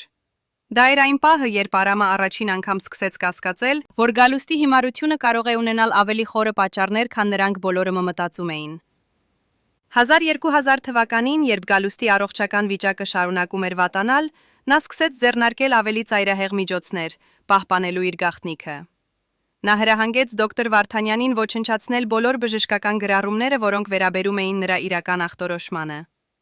Նա պահանջեց, որ բոլոր թեստերի արդյունքները պահվեն միայն մի օրինակով, դոկտորի անձնական սեյֆում, եւ որ այդ արդյունքները երբեք չփոխանցվեն էլեկտրոնային ձևով։ Նա նույնիսկ սկսեց մտածել այն մասին, թե ինչպես ապահովել, որ դոկտոր Վարդանյանը երբեք չխոսի այս գաղտնիքի մասին, նույնիսկ իր մահից հետո։ Բայց Գալուստը չէր ուզում օգտագործել սպառնալիքներ կամ բռնություն։ Փոխարենը նա ընտրեց ավելի նուրբ մեթոդ։ Նա ապահովեց, որ դոկտոր Վարդանյանի ընտանիքը ստանար բացառիկ արտոնություններ, որ նրա երեխաները սովորեին լավագույն համալսարաններում արտերկրում, որ նրա կինը ստանար բարձր վարձատրվող աշխատանք պետական հատվածում։ Գալուստը ստեղծեց այնպիսի իրավիճակ, որտեղ դոկտոր Վարդանյանի լռությունը պաշտպանում էր ոչ միայն Գալուստի շահերը, այլև նրա սեփական ընտանիքի բարեկեցությունը։ Բայց ամենաշոկայինը եկավ 2003 թվականին, երբ Գալուստը սկսեց պատրաստվել այն անխուսափելի պահին, երբ նրա հիվանդությունը կդառնար անվերահսկելի։ Նա հրահանգեց իր թիմին սկսել փնտրել գաղտնի վայրեր, որտեղ նա կարող էր թաքնվել, եթե նրա վիճակը վատանար այնքան, որ այլևս չկարողանար հանրային ելույթներ կատարել։ Այս հրահանգը հանգեցրեց մի շարք գաղտնի նախագծերի, որոնք իրականացվեցին ամբողջ լռության մեջ։ Երևանի տակ, հին խորհրդային ժամանակների թունելների համակարգում, Գալուստի մարդիկը սկսեցին վերանորոգել իր ժամանակակից սարքավորումներով հագեցնել մի շարք ստորգետնյա տարածություններ։ Այս տարածությունները, որոնք սկզբնապես կառուցվել էին որպես ռազմական բունկերներ 1960 թվականներին, վերածվեցին անձնական ապաստանների, հագեցած բժշկական սարքավորումներով, կապի համակարգերով եւ ամեն ինչով, ինչ անհրաժեշտ կլիներ երկարաժամկետ մնալու համար։ Արամը, ով վերահսկում էր այս նախագծերը, հիշում է, թե ինչպես էր Գալուստը անձամբ զննում այս տարածությունները 2003 թվականի աշնանը։ Նա քայլում էր թունելներով, ուշադիր ուսումնասիրելով յուրաքանչյուր մանրուք, ստուգելով յուրաքանչյուր յուր ելքի ճանապարհ, ապահովելով, որ ամեն ինչ կատարյալ է։ Երբ նրանք հասան ամենախորը բունկերին, Գալուստը կանգ առավ եւ նայեց շուրջը։ Արամը տեսավ նրա դեմքին մի արտահայտություն, որը նա երբեք չէր տեսել նախկինում։ Դա էր մի մարդու դեմքը, ով գիտեր, որ պատրաստվում է իր վերջին ճակատամարտին։ Գալուստը շրջվեց դեպի Արամը եւ ասաց. «Եթե երբևէ գա այն օրը, երբ ես այլևս չեմ կարողանա պահպանել իմ կերպարը, երբ իմ մարմինը վերջնականապես դավաճանի ինձ, ես կգամ այստեղ։ Եվ ոչ ոք չպետք է իմանա, թե որտեղ եմ ես։ Ոչ իմ ընտանիքը, ոչ իմ ընտանիքը, ոչ իմ դաշնակիցները, ոչ ոք։ Դուք պետք է ասեք, որ ես հեռացել եմ առողջական պատճառներով, որ ես բուժվում եմ արտերկրում, որ ես կվերադառնամ, երբ ավելի լավ զգամ ինձ։ Բայց իրականում ես կլինեմ այստեղ, այս թունելներում, սպասելով վերջին պահին»։ Այս խոսքերը սարսափեցրին Արամին, քանի որ նա հասկացավ, որ Գալուստը պլանավորում էր ինչ-որ բան, ինչը գերազանցում էր պարզ նախազգուշականությունը։ Նա հարցրեց Գալուստին. «Ինչու է այս ամենը անհրաժեշտ։ Ինչու է նա պատրաստվում այդպիսի ծայրահեղ սցենարի»։ Գալուստը նայեց նրան եւ պատասխանեց. «Որովհետեւ ես գիտեմ, որ իմ ամենամեծ թշնամին այլևս ոչ թե քաղաքական ընդդիմադիրներն են, ոչ էլ ֆինանսական մրցակիցները։ Իմ ամենամեծ թշնամին իմ սեփական մարմինն է։ Մարմին, որը դանդաղ, բայց անխուսափելիորեն ոչնչացնում է այն ամենը, ինչ ես կառուցել եմ տասնամյակներ շարունակ։ Եվ երբ այդ պահը գա,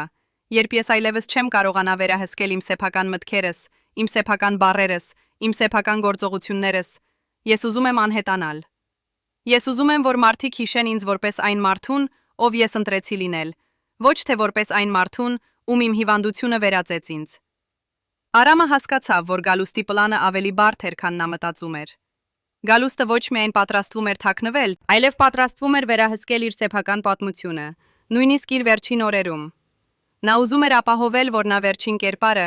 այն կերպարը, որը մարդիկ կհիշեին, լիներ այն կերպարը, որը նա ինքը ընտրել էր, ոչ թե այն կերպարը, որը նրա հիվանդությունը ստիպում էր նրան դառնալ։ Դա էր Գալուստի վերջին եւ ամենամեծ մանիպուլյացիան։ Մանիպուլյացիա ոչ թե ուրիշների ընկալումների, այլ իր սեփական ժառանգության։ Բայց ինչպես էր Գալուստը պլանավորում իրականացնել այս վերջին պլանը։ Ինչպես էր նա ուզում վերջացնել իր պատմությունը։ Արդյոք նա պլանավորում էր պարզապես անհետանալ եւ թողնել, որ մարդիկ կռահեն նրա ճակատագրի մասին, թե նա ուներ ավելի կոնկրետ պլան, որը կապահովեր, որ նրա գաղտնիքը մնա գաղտնիք, գտնիք նույնիսկ նրա վերջից հետո։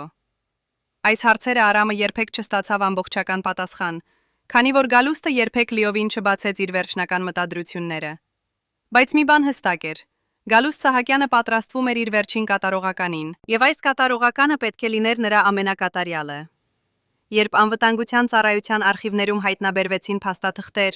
կոդով UM 0544, որոնք պետք է ոչնչացվեին դեռևս 1998 թվականին, ոչ ոք չէր կարող պատկերացնել, թե ինչ գաղտնիքներ են թաքնված այդ դեղին թղթերի մեջ։ Այս փաստաթղթերը, որոնք կրում էին խիստ գաղտնի դրոշմակնիկ եւ պահվում էին 3 պատճենով ամբողջ երկրում, պարունակում էին տեղեկություններ Գալուստ Սահակյանի իրական առողջական վիճակի, նրա գաղտնի ֆինանսական գործարքների եւ ամենակարևորը, նրա վերջին օրերի պլանների մասին։ Բայց ինչու էին այս փաստաթղթերը պետք է ոչնչացվեին։ Ով էր հրահանգել դրանց ոչնչացումը։ Եվ ամենակարևորը, ինչու մի քանի պատճեններ փրկվեցին եւ հայտնաբերվեցին միայն 1999 թվականին, ավելի քան 20 տարի անց։ Փաստաթղթերի առաջին էջը պարունակում էր ցուցակ, 12 անուն, որոնք ներկայացնում էին Գալուստի ամենամոտ շրջանակը։ Այս մարդիկը, ում անունները մենք չենք կարող հրապարակել իրավական պատճառներով, էին միակները, ովքեր գիտեին Գալուստի բոլոր գաղտնիքները։ Նրանք գիտեին նրա իրական ինտելեկտը, նրա առողջական խնդիրները, նրա ֆինանսական սխեմաները եւ ամենակարևորը, նրա վերջին պլանները։ Բայց փաստաթղթերը ցույց էին տալիս նաեւ ինչ-որ բան ավելի անհանգստացնող։ Այս 12 մարդկանցից յուրաքանչյուրը ստորագրել էր հատուկ պայմանագիր, որը ոչ միայն արգելում էր նրանց խոսել Գալուստի մասին, այլև պարտավորեցնում էր նրանց կատարել որոշակի գործողություններ, եթե Գալուստի առողջական վիճակը վատանար այնքան, որ նա այլևս չկարողանար ինքնուրույն գործել։ Այս պայմանագրերը, որոնք թվագրված էին 1203 թվականով, պարունակում էին մանրամասն հրահանգներ այն մասին, թե ինչպես պետք է վարվեին այս մարդիկը տարբեր սցենարների դեպքում։ Եթե Գալուստը դառնար անկարող հանրային ելույթներ կատարել, նրանք պետք է հայտարարեին, որ նա բուժվում է արտերկրում։ Եթե նրա վիճակը վատանար ավելի շատ, նրանք պետք է տեղափոխեին նրան գաղտնի վայր եւ պահպանեին լրիվ լռություն նրա գտնվելու վայրի մասին։ Եվ եթե գալուստը դառնար լրիվ անկարող վերահսկել իր գործողությունները, նրանք պետք է ձեռնարկեին ավելի ծայրահեղ միջոցներ, որոնք փաստաթղթերում նկարագրված էին միայն կոդերով եւ անուղղակի հղումներով։ Այս վերջին կետը, որը գրված էր ձեռագրով եւ ստորագրված գալուստի անձամբ, ասում էր. Եթե ես դառնամ այն, ինչից ամենաշատն եմ վախենում, դուք գիտեք, թե ինչ պետք է անեք։ Մի թողեք, որ իմ վերջը ոչնչացնի այն ամենը, ինչ մենք կառուցել ենք։ Բայց ինչ էր նշանակում այս խորհրդավոր հրահանգը։ Ինչ էին պետք է անեին այս մարդիկը, եթե գալուստը դառնար այն, ինչից ամենաշատն էր վախենում։ Փաստաթղթերը չէին տալիս ուղղակի պատասխան, բայց դրանք պարունակում էին հղումներ դեպի այլ գաղտնի ֆայլեր, որոնք պահվում էին առանձին վայրում։ Այս ֆայլերը, որոնք հայտնաբերվեցին միայն 1999 թվականին, բացահայտեցին ամբողջ ճշմարտությունը գալուստի վերջին պլանի մասին։ Նրանք ցույց էին տալիս, որ գալուստը պլանավորել էր ոչ միայն իր անհետացումը, այլև իր սեփական պատմության վերջնական վերահսկումը։ Նա ուզում էր ապահովել, որ եթե նրա հիվանդությունը հասներ այնպիսի փուլի, որ նա այլևս չկարողանար պահպանել իր կերպարը, նա կանհետանար այնպես, որ ոչ ոք երբեք չիմանար նրա իրական ճակատագիրը։ Ֆայլերը նկարագրում էին մանրամասն պլան, որը ներառում էր գալուստի տեղափոխումը դեպի գաղտնի բունկերը Երևանի տակ, նրա լրիվ մեկուսացումը արտաքին աշխարհից եւ նրա վերջնական օրերի անցկացումը այնտեղ, միայն իր ամենահավատարիմ բժշկի եւ երկու պահակների ներկայությամբ։ Պլանը նաեւ ներառում էր հրահանգներ այն մասին, թե ինչպես պետք է վարվեին նրա մարմնի հետ նրա վերջից հետո։ Ոչ պաշտոնական թաղում, ոչ հրապարակային արարողություն, ոչինչ, որ կարող էր բացահայտել ճշմարտությունը։ Փոխարենը, պլանը նախատեսում էր, որ գալուստի մարմինը պետք է հեռացվեր այնպես, որ երբեք չգտնվեր, եւ որ պաշտոնական տարբերակը լիներ, որ նա մահացել է արտերկրում, բուժման ժամանակ։ Այս բացահայտումը շոկեցրեց նույնիսկ փորձառու հետաքննողներին, ովքեր աշխատում էին այս գործի վրա։ Նրանք հասկացան, որ Գալուստ Սահակյանը պլանավորել էր ոչ միայն իր կյանքի ընթացքում մանիպուլյացնել մարդկանց ընկալումները, այլև վերահսկել իր սեփական մահվան պատմությունը։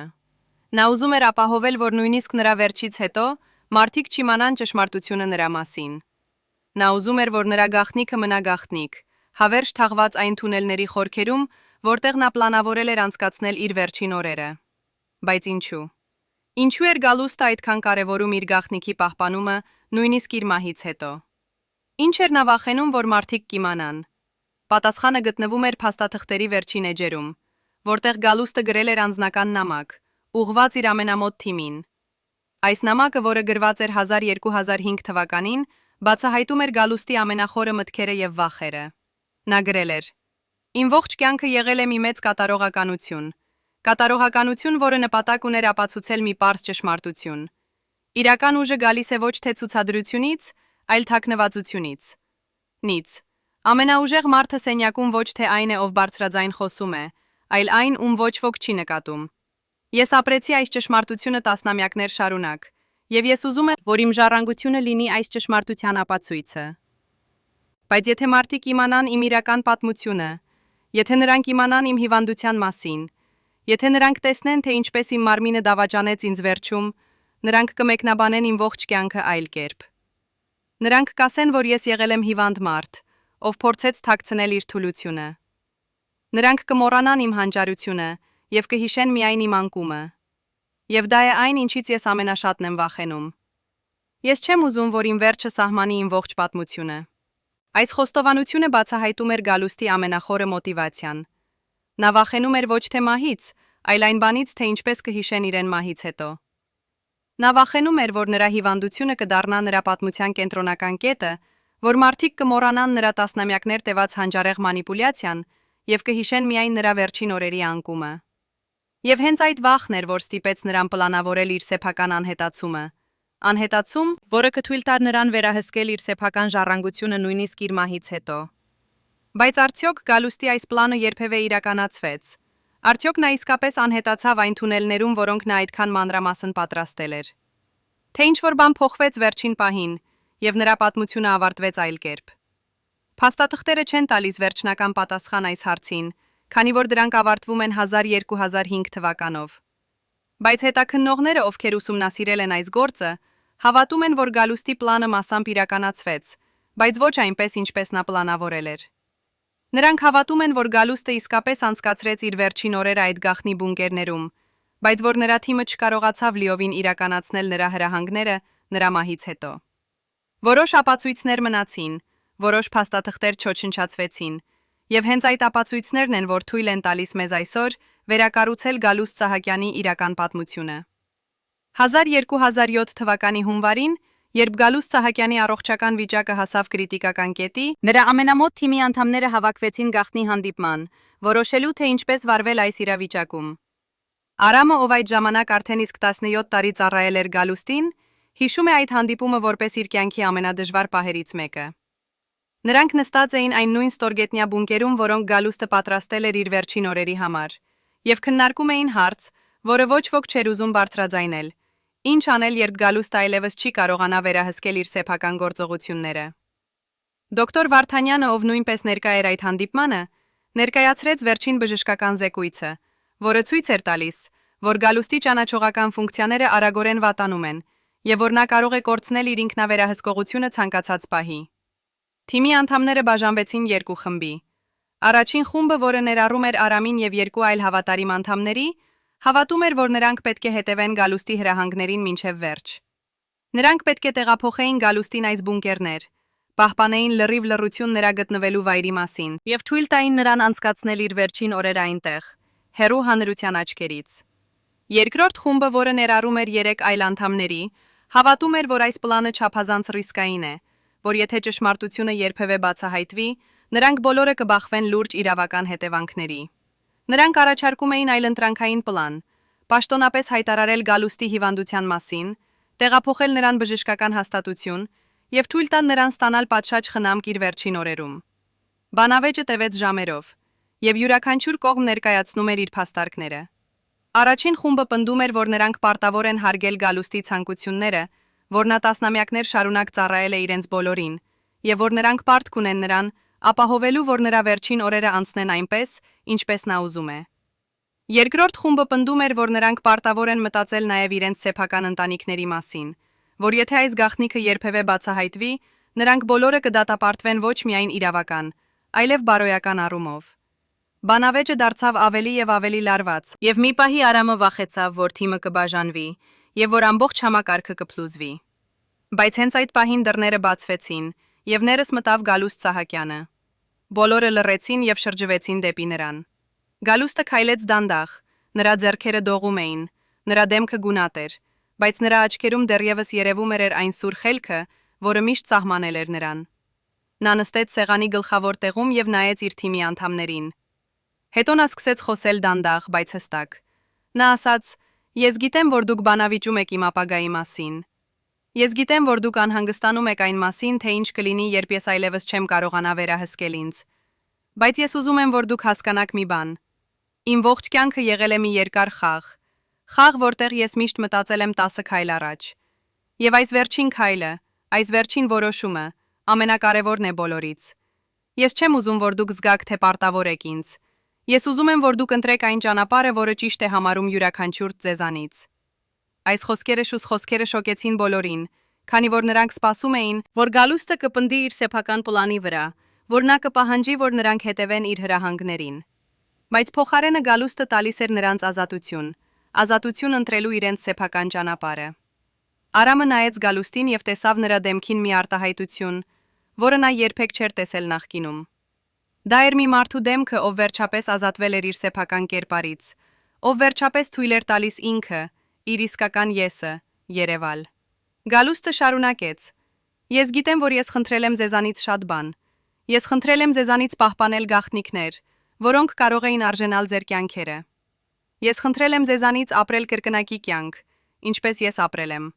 Բայց հիմա իմ վերջին օրերում ես չեմ ուզում խնդրել ձեզանից ավելին։ Ես ուզում եմ, որ դուք ազատ լինեք, ազատ ընտրելու, ազատ ապրելու, ազատ լինելու ձեր իսկական եսերը»։ Թիմի անդամները նայում էին Գալուստին շոկված եւ շփոթված։ Նրանք չէին հասկանում, թե ինչու էր նա ասում այս ամենը, ինչու էր նա հրաժարվում իր վերահսկողությունից իրենց վրա։ Բայց Արամը հասկացավ։ Նա հասկացավ, որ Գալուստը վերջապես ազատվում էր այն բեռից, որը կրել էր տասնամյակներ շարունակ։ Նա վերջապես թույլ էր տալիս ինքը լինել խոցելի, լինել մարդ, լինել ինքը առանց դիմակի, առանց կերպարի, առանց մանիպուլյացիայի։ Գալուստը վերջապես ազատվում էր իր սեփական ստան ստեղծած բանտից։ Հանդիպումը ավարտվեց առանց վերջնական որոշման։ Թիմի անդամները համաձայնվեցին, որ նրանք կշարունակեն քննարկել այս հարցը, բայց որ նրանք կհարգեն Գալուստի ցանկությունը, տալ նրանց ազատություն ընտրելու։ Բայց Արամը գիտեր, որ իրականում որոշումը արդեն կայացված էր։ Գալուստը իր վերջին խոսքերով փոխել էր ամբողջ դինամիկան։ Նա վերջապես ազատել էր իր թիմին այն պարտավորությունից, որը նրանք զգում էին նրա նկատմամբ։ Եվ դա էր Գալուստի վերջին եւ ամենամեծ նվերը նրանց համար։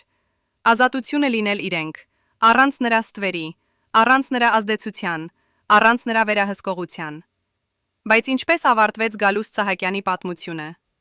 Արդյոք նա իսկապես անցկացրեց իր վերջին օրերը այդ գաղտնի բունկերներում։ Արդյոք նրա թիմը հետևեց նրա սկզբնական պլանին, թե նրանք ընտրեցին այլ ճանապարհ։ Այս հարցերի պատասխանները դեռևս մնում են մասամբ անհայտ, քանի որ Գալուստի ամենամոտ թիմի անդամները դեռևս պահպանում են լռություն շատ մանրամասների մասին։ Բայց մի բան հստակ է. Գալուստ Սահակյանի պատմություն է ոչ թե պարզ քաղաքական մանիպուլյացիայի, այլ ավելի խորը մարդկային դրամայի։ Դա պատմություն է մի մարդու մասին, ով ընտրեց ապրել կրկնակի կյանք, ով զոհաբերեց իր իսկությունը իշխանության համար, եւ ով վերջում գտավ ազատություն միայն իր վերջին օրերում, երբ վերջապես թույլ տվեց ինքը լինել խոցելի, լինել մարդ, լինել ինքը։ Առաջին անգամ 35 տարվա ընթացքում այն մարդը, ով պատասխանատու էր Գալուստ Սահակյանի անձնական անվտանգության համար, համաձայնվում է խոսել տեսախցիկների առջև։ Այն, ինչ նա պատմում է վերջին շաբաթների մասին, կտապալի ամեն ինչ, ինչ դուք կարծում էիք, որ գիտեք։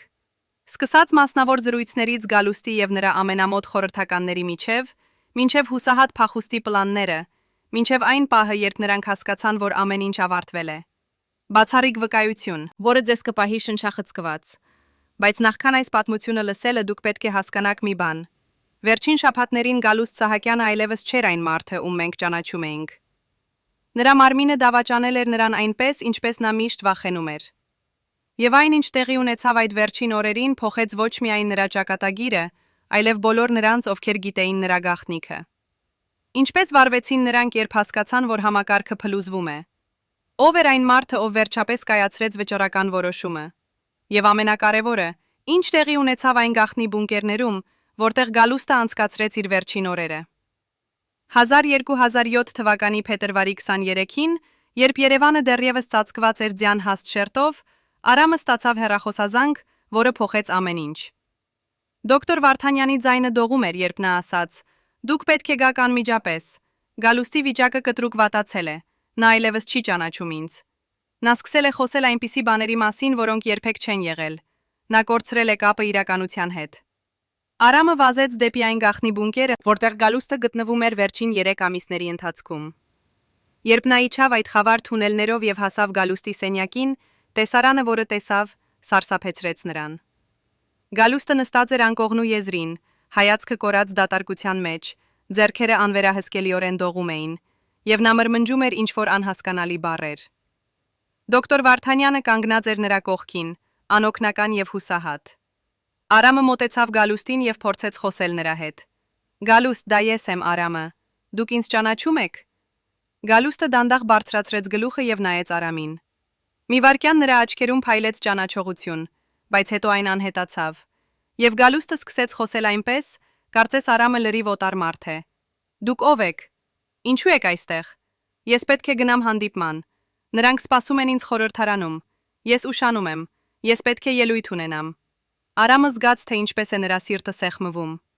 Այս էր այն պահը, որից Գալուստը ամենաշատն էր վախենում։ Այն պահը, երբ նրա մտքը վերջնականապես դավաճանեց։ Դավաճանեց նրան, երբ նա այլևս չէր կարողանում տարբերել իրականությունը երևակայությունից, երբ նա կորցրեց այն միակ բանը, որը միշտ սահմանել էր նրան՝ իր սուր, վերլուծական, անխաբելի մտքը։ Դոկտոր Վարդանյանը տարավ Արամին դուրս սենյակից եւ բացատրեց իրավիճակը։ Նա ասաց, որ Գալուստի նևրոդեգեներատիվ հիվանդությունը հասել է այնպիսի փուլի, որ դեղերը այլևս չեն օգնում։ Նրա ուղեղի բջիջները քայքայվում են ավելի արագ, քան նրանք կարող էին կանխատեսել։ Հաջորդ մի քանի շաբաթների ընթացքում Գալուստը կորցնելու է գրեթե բոլոր իր ճանաչողական կարողությունները։ Նա այլևս չի կարողանա խոսել կապված նախադասություններով, չի կարողանա ճանաչել մարդկանց, չի կարողանա հիշել նույնիսկ իր սեփական անունը։ Եվ ամենավատը, Այս գործընթացը անդառնալի է։ Ոչինչ չեն կարող անել, դանդաղեցնելու կամ կանգնեցնելու այն։ Արամը հարցրեց. Որքան ժամանակ ունենք։ Դոկտորը պատասխանեց. օրեր, գուցե շաբաթ, ոչ ավելին։ Արամը գիտեր, որ պետք է անմիջապես հավաքել թիմի անդամներին եւ որոշել, թե ինչ անել։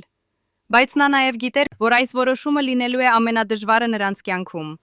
Նրանք պետք է ընտրեին հետևել Գալուստի սկզբնական հրահանգներին եւ թաքցնել նրա իրական վիճակը մինչեւ վերջ, թե խախտել այդ հրահանգները եւ փորձել տալ Գալուստին մի փոքր արժանապատվություն նրա վերջին օրերում։ Այդ երեկո Արամը հավաքեց թիմի բոլոր 12 անդամներին այն նույն ստորգետնյա սենյակում, որտեղ նրանք հանդիպել էին վերջին անգամ 3 ամիս առաջ։ Նա պատմեց նրանց Գալուստի իրական վիճակի մասին, եւ սենյակը լցվեց ծանր լռությամբ։ Յուրաքանչյուրը գիտեր, որ այս պահը վերջապես եկել էր, այն պահը, երբ նրանք պետք է կայացնեին վերջնական որոշումը։ Բանավեճը սկսվեց անմիջապես։ Մի մասը պնդում էր, որ նրանք պետք է հետևեն Գալուստի հրահանգներին մինչև վերջ։ Նրանք ասում էին, որ Գալուստը տասնամյակներ շարունակ պլանավորել է այս պահը, որ նա ուզում էր, որ նա գաղտնիքը մնա գաղտնիք, որ նրանք պարտավոր են հարգել նրա ցանկությունները։ Մյուս մասը պնդում էր, որ իրավիճակը փոխվել է, որ Գալուստը այլևս չի կարող կայացնել որոշումներ, որ նրանք պետք է մտածեն նաև իրենց սեփական խղճի մասին։ Նրանք ասում էին, որ թաքցնել մի մարդու այս վիճակում անմարդկային է, որ Գալուստը արժանի է ավելի լավ վերջի։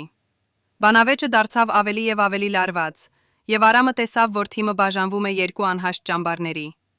Բայց հենց այդ պահին դռները բացվեցին, եւ ներս մտավ մի մարդ, ում ոչ ոք չէր սպասում տեսնել։ Դա էր Վահեն, այն նույն մարդը, ով տարիներ առաջ փորձել էր խախտել համակարգը, բայց ում Գալուստը համոզել էր մնալ լռության մեջ։ Վահեն, ով վերջին տարիներին աշխատել էր արտերկրում եւ չէր եղել Հայաստանում, վերադարձել էր հենց այդ օրը, լսելով Գալուստի վիճակի մասին։ Նա նստեց սեղանի շուրջ եւ սկսեց խոսել։ Նա ասաց. Ես գիտեմ, որ դուք բանավիճում եք այն մասին, թե ինչ անել Գալուստի հետ։ Ես գիտեմ, որ դուք բաժանված եք երկու կողմի։ Բայց ես ուզում եմ պատմել ձեզ մի բան, ինչ Գալուստը ինձ ասաց այն օրը, երբ նա փոխեց իմ տեսակետը։ Նա ասաց ինձ, որ իրական ազատությունը գալիս է ոչ թե այն բանից, թե ինչ մարդիկ մտածում են քո մասին, այլ այն բան, թե ինչպես դու ընդունում ես քո սեփական ճշմարտությունը։ Նա ասաց, որ նա ապրել է կրկնակի կյանք, որովհետև վախենում էր ընդունել իր իսկական եսը։ Բայց նա նաև ասաց, որ եթե երբևէ գա այն օրը, երբ նա այլևս չի կարողանա վերահսկել իր կերպարը, նա ուզում է, որ մենք ընտրենք ճանապարհը, որը ճիշտ է մեր խղճի համար, ոչ թե նրա հրահանգների համար։ Այս խոսքերը փոխեցին ամբողջ դինամիկան սենյակում։ Թիմի անդամները սկսեցին հասկանալ, որ Գալուստը, իր վերջին խոսքերով նրանց հետ, իրականում տվել էր նրանց ազատություն ընտրելու այն ճանապարհը, որը նրանք համարում էին ճիշտ։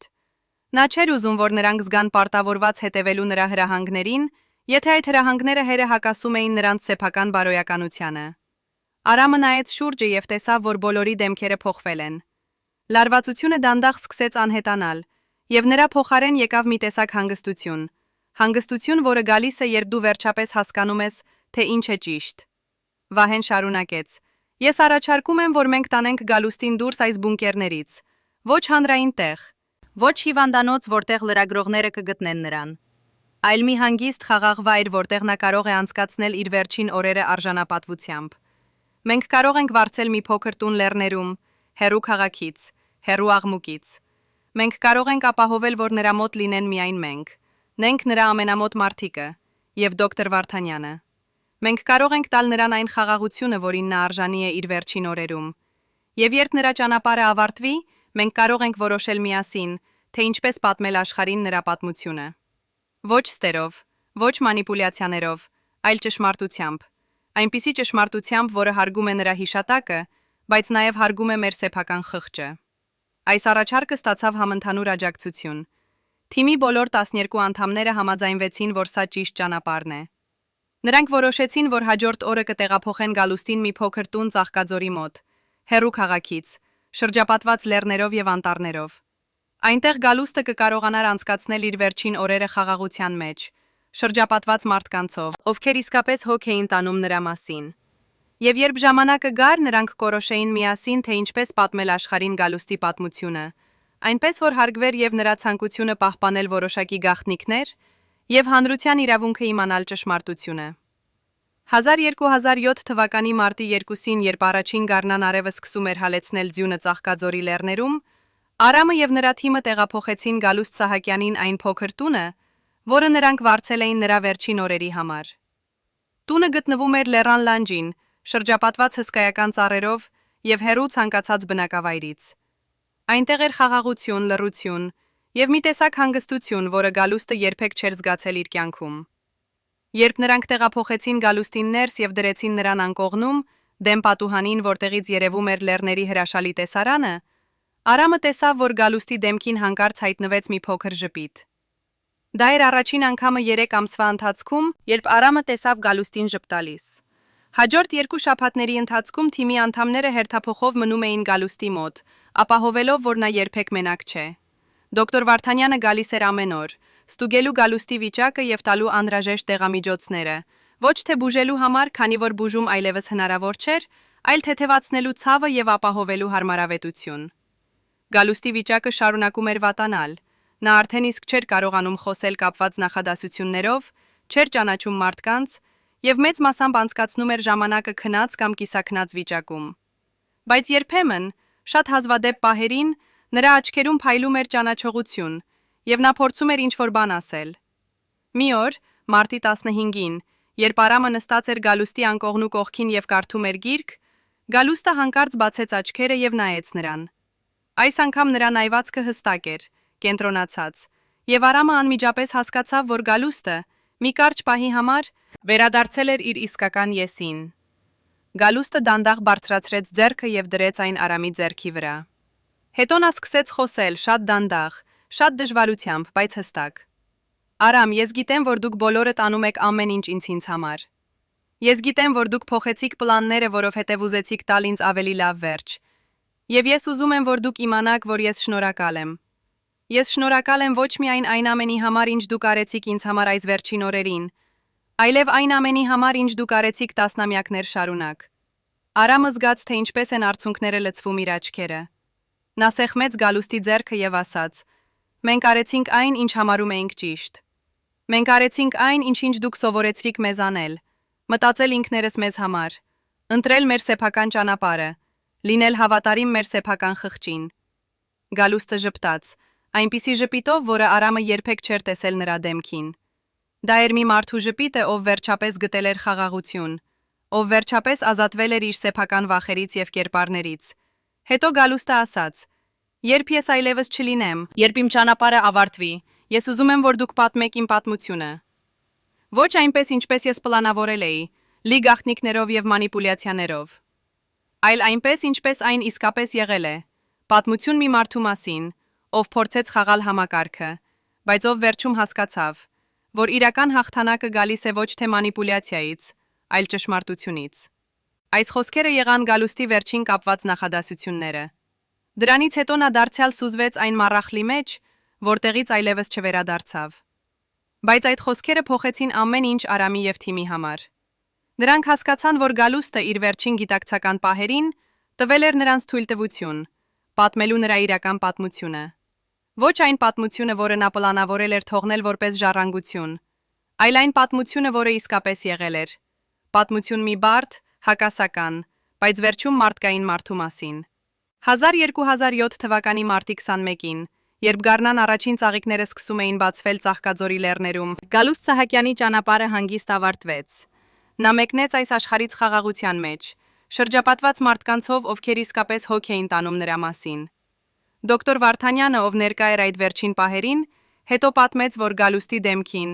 նրա վերջին շնչառությունից առաջ, հայտնվեց մի արտահայտություն, որը նա երբեք չէր տեսել նախկինում։ Դա էր խաղաղության արտահայտություն։ Խաղաղություն, որը գալիս է, երբ դու վերջապես ազատվում ես բոլոր բեռներից, բոլոր վախերից, բոլոր կերպարներից եւ դառնում ես պարզապես ինքդ քեզ։ Թիմի անդամները որոշեցին համաձայն Գալուստի վերջին ցանկության չկազմակերպել հանրային արարողություն։ Փոխարենը նրանք կազմակերպեցին մի փոքր անձնական հրաժեշտ, միայն նրանց 12-ի եւ դոկտոր Վարդանյանի մասնակցությամբ։ Նրանք թաղեցին Գալուստին մի հանգիստ տեղում լեռների մեջ, այնտեղ, որտեղ նա անցկացրել էր իր վերջին խաղաղ օրերը։ Գերեզմանի վրա նրանք դրեցին պարզ քար, առանց շքեղ արձանի, առանց երկար էպիտաֆիայի։ Միայն նրա անունը, ծննդյան եւ մահվան տարեթվերը եւ մի կարճ արձանագրություն։ Նա ապրեց այնպես, ինչպես ինքը ընտրեց։ Բայց ինչպես վերաբերվեց հասարակությունը Գալուստի անհետացմանը։ Ինչպես բացատրեցին նրա թիմի անդամները նրա բացակայությունը։ Եվ ամենակարևորը, արդյոք նրանք պատմեցին ճշմարտությունը նրա մասին, թե շարունակեցին պահպանել գաղտնիքը։ Պատասխանները այս հարցերին բարդ են եւ բազմաշերտ են։ Արամը եւ թիմի անդամները որոշեցին ընտրել միջին ճանապարհ։ Ճանապարհ, որը հարգում էր եւ Գալուստի ցանկությունը պահպանել որոշակի գաղտնիքներ, եւ հանրության իրավունքը իմանալ հիմնական ճշմարտությունը։ Նրանք հայտարարեցին, որ Գալուստ Սահակյանը հեռացել է քաղաքական կյանքից առողջական պատճառներով եւ մահացել է մի քանի ամիս անց, խաղաղ պայմաններում։ Նրանք չբացահայտեցին նրա հիվանդության բնույթը, չպատմեցին գաղտնի բունկերների մասին, չբացահայտեցին բոլոր ֆինանսական սխեմաները, բայց նրանք նաեւ թողեցին որոշակի հետքեր, որոնք թույլ կտային ապագա սերունդներին, եթե նրանք ցանկանային, վերակառուցել Գալուստի իրական պատմությունը։ Նրանք չոչնչացրեցին բոլոր փաստաթղթերը, ինչպես Գալուստը սկզբնապես պլանավորել էր։ Փոխարենը նրանք պահեցին դրանք գաղտնի արխիվներում, այնպիսի արխիվներում, որոնք կարող էին հայտնաբերվել միայն նրանց կողմից, ովքեր իսկապես փնտրում էին ճշմարտությունը։ Եվ հենց այդ արխիվներն են, որոնք հայտնաբերվեցին 1999 թվականին եւ որոնք թույլ տվեցին մեզ այսօր վերակառուցել Գալուստ Սահակյանի իրական պատմությունը։ Գալուստի ազդեցությունը Հայաստանի քաղաքական եւ տնտեսական համակարգի վրա շարունակվեց նույնիսկ նրա անհետացումից հետո։ Այն կառույցները, որոնք նա ստեղծել էր, այն ցանցերը, որոնք նա կառուցել էր, շարունակեցին գործել տարիներ շարունակ։ Բայց դանդաղ, երբ նոր սերունդը եկավ իշխանության, երբ հին համակարգը սկսեց փլուզվել, Գալուստի ստեղծած կայսրությունը նույնպես սկսեց քայքայվել։ Այն ընկերությունները, որոնք մի ժամանակ վերահսկվում էին նրա կողմից, անցան նոր սեփականատերերի ձեռքը։ Այն ֆինանսական հոսքերը, որոնք մի ժամանակ սնուցում էին նրա ցանցը, վերաուղղորդվեցին նոր ուղղություններով, եւ դանդաղ Գալուստ Սահակյանի անունը սկսեց մոռացվել հանրային հիշողությունից։ Բայց արդյոք Գալուստի իրական ժառանգությունը իսկապես մոռացվեց։ Արդյոք նրա պատմությունը, նրա մեծ շեղման տեսությունը իսկապես անհետացավ պատմության էջերում։ Թե այն շարունակում է ապրել այլ ձևերով, այլ մարդկանց մեջ, ովքեր սովորեցին նրա մեթոդներից։ Այս հարցերը մնում են բաց, քանի որ Գալուստի իրական ազդեցությունը չափելը դժվար է։ Նա չթողեց հուշարձաններ, չստեղծեց հիմնադրամներ իր անվամբ, չգրեց հուշագրություններ։ Նրա ժառանգությունը ավելի նուրբ է, ավելի անտեսանելի, բայց միգուցե ավելի երկարակյաց։ Դա ժառանգություն է մի գաղափար, որ իրական ուժը գալիս է ոչ թե ցուցադրությունից, այլ թաքնվածությունից, ոչ թե բարձրաձայն հայտարարություններից, այլ լուր գործողություններից։ Արամը, ով այսօր ապրում է հանգիստ կյանքով մի փոքր քաղաքում Հայաստանի հարավում, երբեմն մտածում է Գալուստի մասին եւ այն տարիների մասին, երբ նա ծառայում էր նրան։ Նա հիշում է Գալուստի վերջին խոսքերը, նրա վերջին ժպիտը, այն խաղաղությունը, որը նա գտավ իր վերջին օրերում։ Եվ նա հարցնում է ինքն իրեն. արդյոք Գալուստի կյանքը հաջողություն էր, թե ձախողում։ Արդյոք նա հասավ իր նպատակներին, թե վերջում կորցրեց այն ամենը, ինչի համար պայքարել էր։ Պատասխանը, Արամը հասկանում է, կախված է նրանից, թե ինչպես դու սահմանում ես հաջողությունը։ Եթե հաջողությունը իշխանություն է, ազդեցություն, հարստություն, ապա Գալուստը անշուշտ հաջողված էր։ Բայց եթե հաջողությունը խաղաղություն է, ինքնություն, ազատություն լինել ինքդ քեզ, ապա Գալուստի պատմությունը ավելի բարդ է։ Միգուցե Գալուստի իրական հաջողությունը եղավ ոչ թե այն, ինչ նա հասավ իր կյանքի ընթացքում, այլ այն, ինչ նա հասկացավ իր վերջում։ Նա հասկացավ, որ իրական ուժը գալիս է ոչ թե մանիպուլյացիայից, այլ ճշմարտությունից։ Նա հասկացավ, որ իրական ազատությունը գալիս է ոչ թե վերահսկողությունից, այլ թողնելուց։ Եվ նա հասկացավ, որ իրական խաղաղությունը գալիս է ոչ թե կերպարներ խաղալուց, այլ լինելուց ինքդ քեզ։ Այս դասերը, որոնք Գալուստը սովորեց իր վերջին օրերում, միգուցե ավելի արժեքավոր են, քան բոլոր այն իշխանությունը եւ հարստությունը, որոնք նա կուտակեց իր կյանքի ընթացքում։ Այսօր, երբ մենք նայում ենք Գալուստ Սահակյանի պատմությանը, մենք տեսնում ենք ոչ թե պարզ քաղաքական մանիպուլյատորի պատմություն, այլ ավելի խորը մարդկային դրամա։ Մենք տեսնում ենք մի մարդու, ով փորձեց խաղալ համակարգը, բայց ով վերջում հասկացավ, որ համակարգը միշտ հաղթում է։ Մենք տեսնում ենք մի մարդու, ով զոհաբերեց իր ինքնությունը իշխանության համար, բայց ով վերջում գտավ, որ իշխանությունը չի կարող փոխարինել ինքնությանը։ Մենք տեսնում ենք մի մարդու, ով ապրեց կրկնակի կյանք տասնամյակներ շարունակ, բայց ով վերջում գտավ խաղաղություն միայն այն ժամանակ, երբ թույլ տվեց ինքը լինել պարզապես ինքը։ Բայց արդյոք Գալուստի պատմությունը միայն նրա պատմությունն է, թե այն նաև մեր բոլորի պատմությունն է, Մեր, ովքեր ապրում ենք այնպիսի աշխարհում, որտեղ մենք հաճախ ստիպված ենք խաղալ դերեր, թաքցնել մեր իրական եսերը, մանիպուլյացնել ուրիշների ընկալումները։ Միգուցե Գալուստի պատմությունը զգուշացում է մեզ բոլորիս համար, զգուշացում այն մասին, թե ինչ է տեղի ունենում, երբ մենք կորցնում ենք կապը մեր իրական եսերի հետ, երբ մենք ապրում ենք միայն կերպարների միջոցով, երբ մենք մոռանում ենք, թե ով ենք մենք իսկապես։ Միգուցե Գալուստի իրական ժառանգությունը ոչ թե նրա քաղաքական հանճարությունն է, ոչ թե նրա ֆինանսական սխեմաները, այլ այս պարզ, բայց խորը դասը, որ վերջում, երբ բոլոր կերպարները ընկնում են, երբ բոլոր մանիպուլյացիաները ավարտվում են, մնում է միայն մեր իրական եսը, եւ հենց այդ եսի հետ մենք պետք է գտնենք խաղաղություն։ Գալուստ Սահակյանի պատմությունը ունը պատմություն է մի մարդու մասին, ով փորձեց խաբել համակարգը, բայց ով վերջում հասկացավ, որ միակ մարդը, ում նա իսկապես խաբում էր, ինքն էր։ Դա պատմություն է մի մարդու մասին, ով ապրեց որպես հանճար, բայց ով մահացավ որպես մարդ։ Եվ միգուցե հենց դա է ամենակարևոր դասը, որը մենք կարող ենք սովորել նրա պատմությունից, որ վերջում, անկախ նրանից, թե որքան խելացի ենք մենք, որքան ուժեղ ենք մենք, որքան հաջողված ենք մենք բոլորս պարզապես մարդիկ ենք։ Մարդիկ, ովքեր փնտրում են խաղաղություն, փնտրում են ինքնություն, փնտրում են իմաստ մեր կյանքերում։ Եվ այդ փնտրումը ոչ թե այն, ինչ մենք ձեռք ենք բերում ճանապարհին, է այն, ինչը իսկապես սահմանում է մեզ։ Հարգելի հեռադիտողներ, եթե դուք հետևել եք այս ողբերգական պատմությանը մինչև վերջ, գրեք մեկնաբանություններում, թե որ քաղաքից եք դուք։ Մեզ համար կարևոր է իմանալ, թե որտեղ է Գալուստ Սահակյանը դեռևս հիշվում։ Եվ բաժանորդագրվեք ալիքին, չբաց թողնելու ճշմարտությունը պատմության կուռքերի մասին։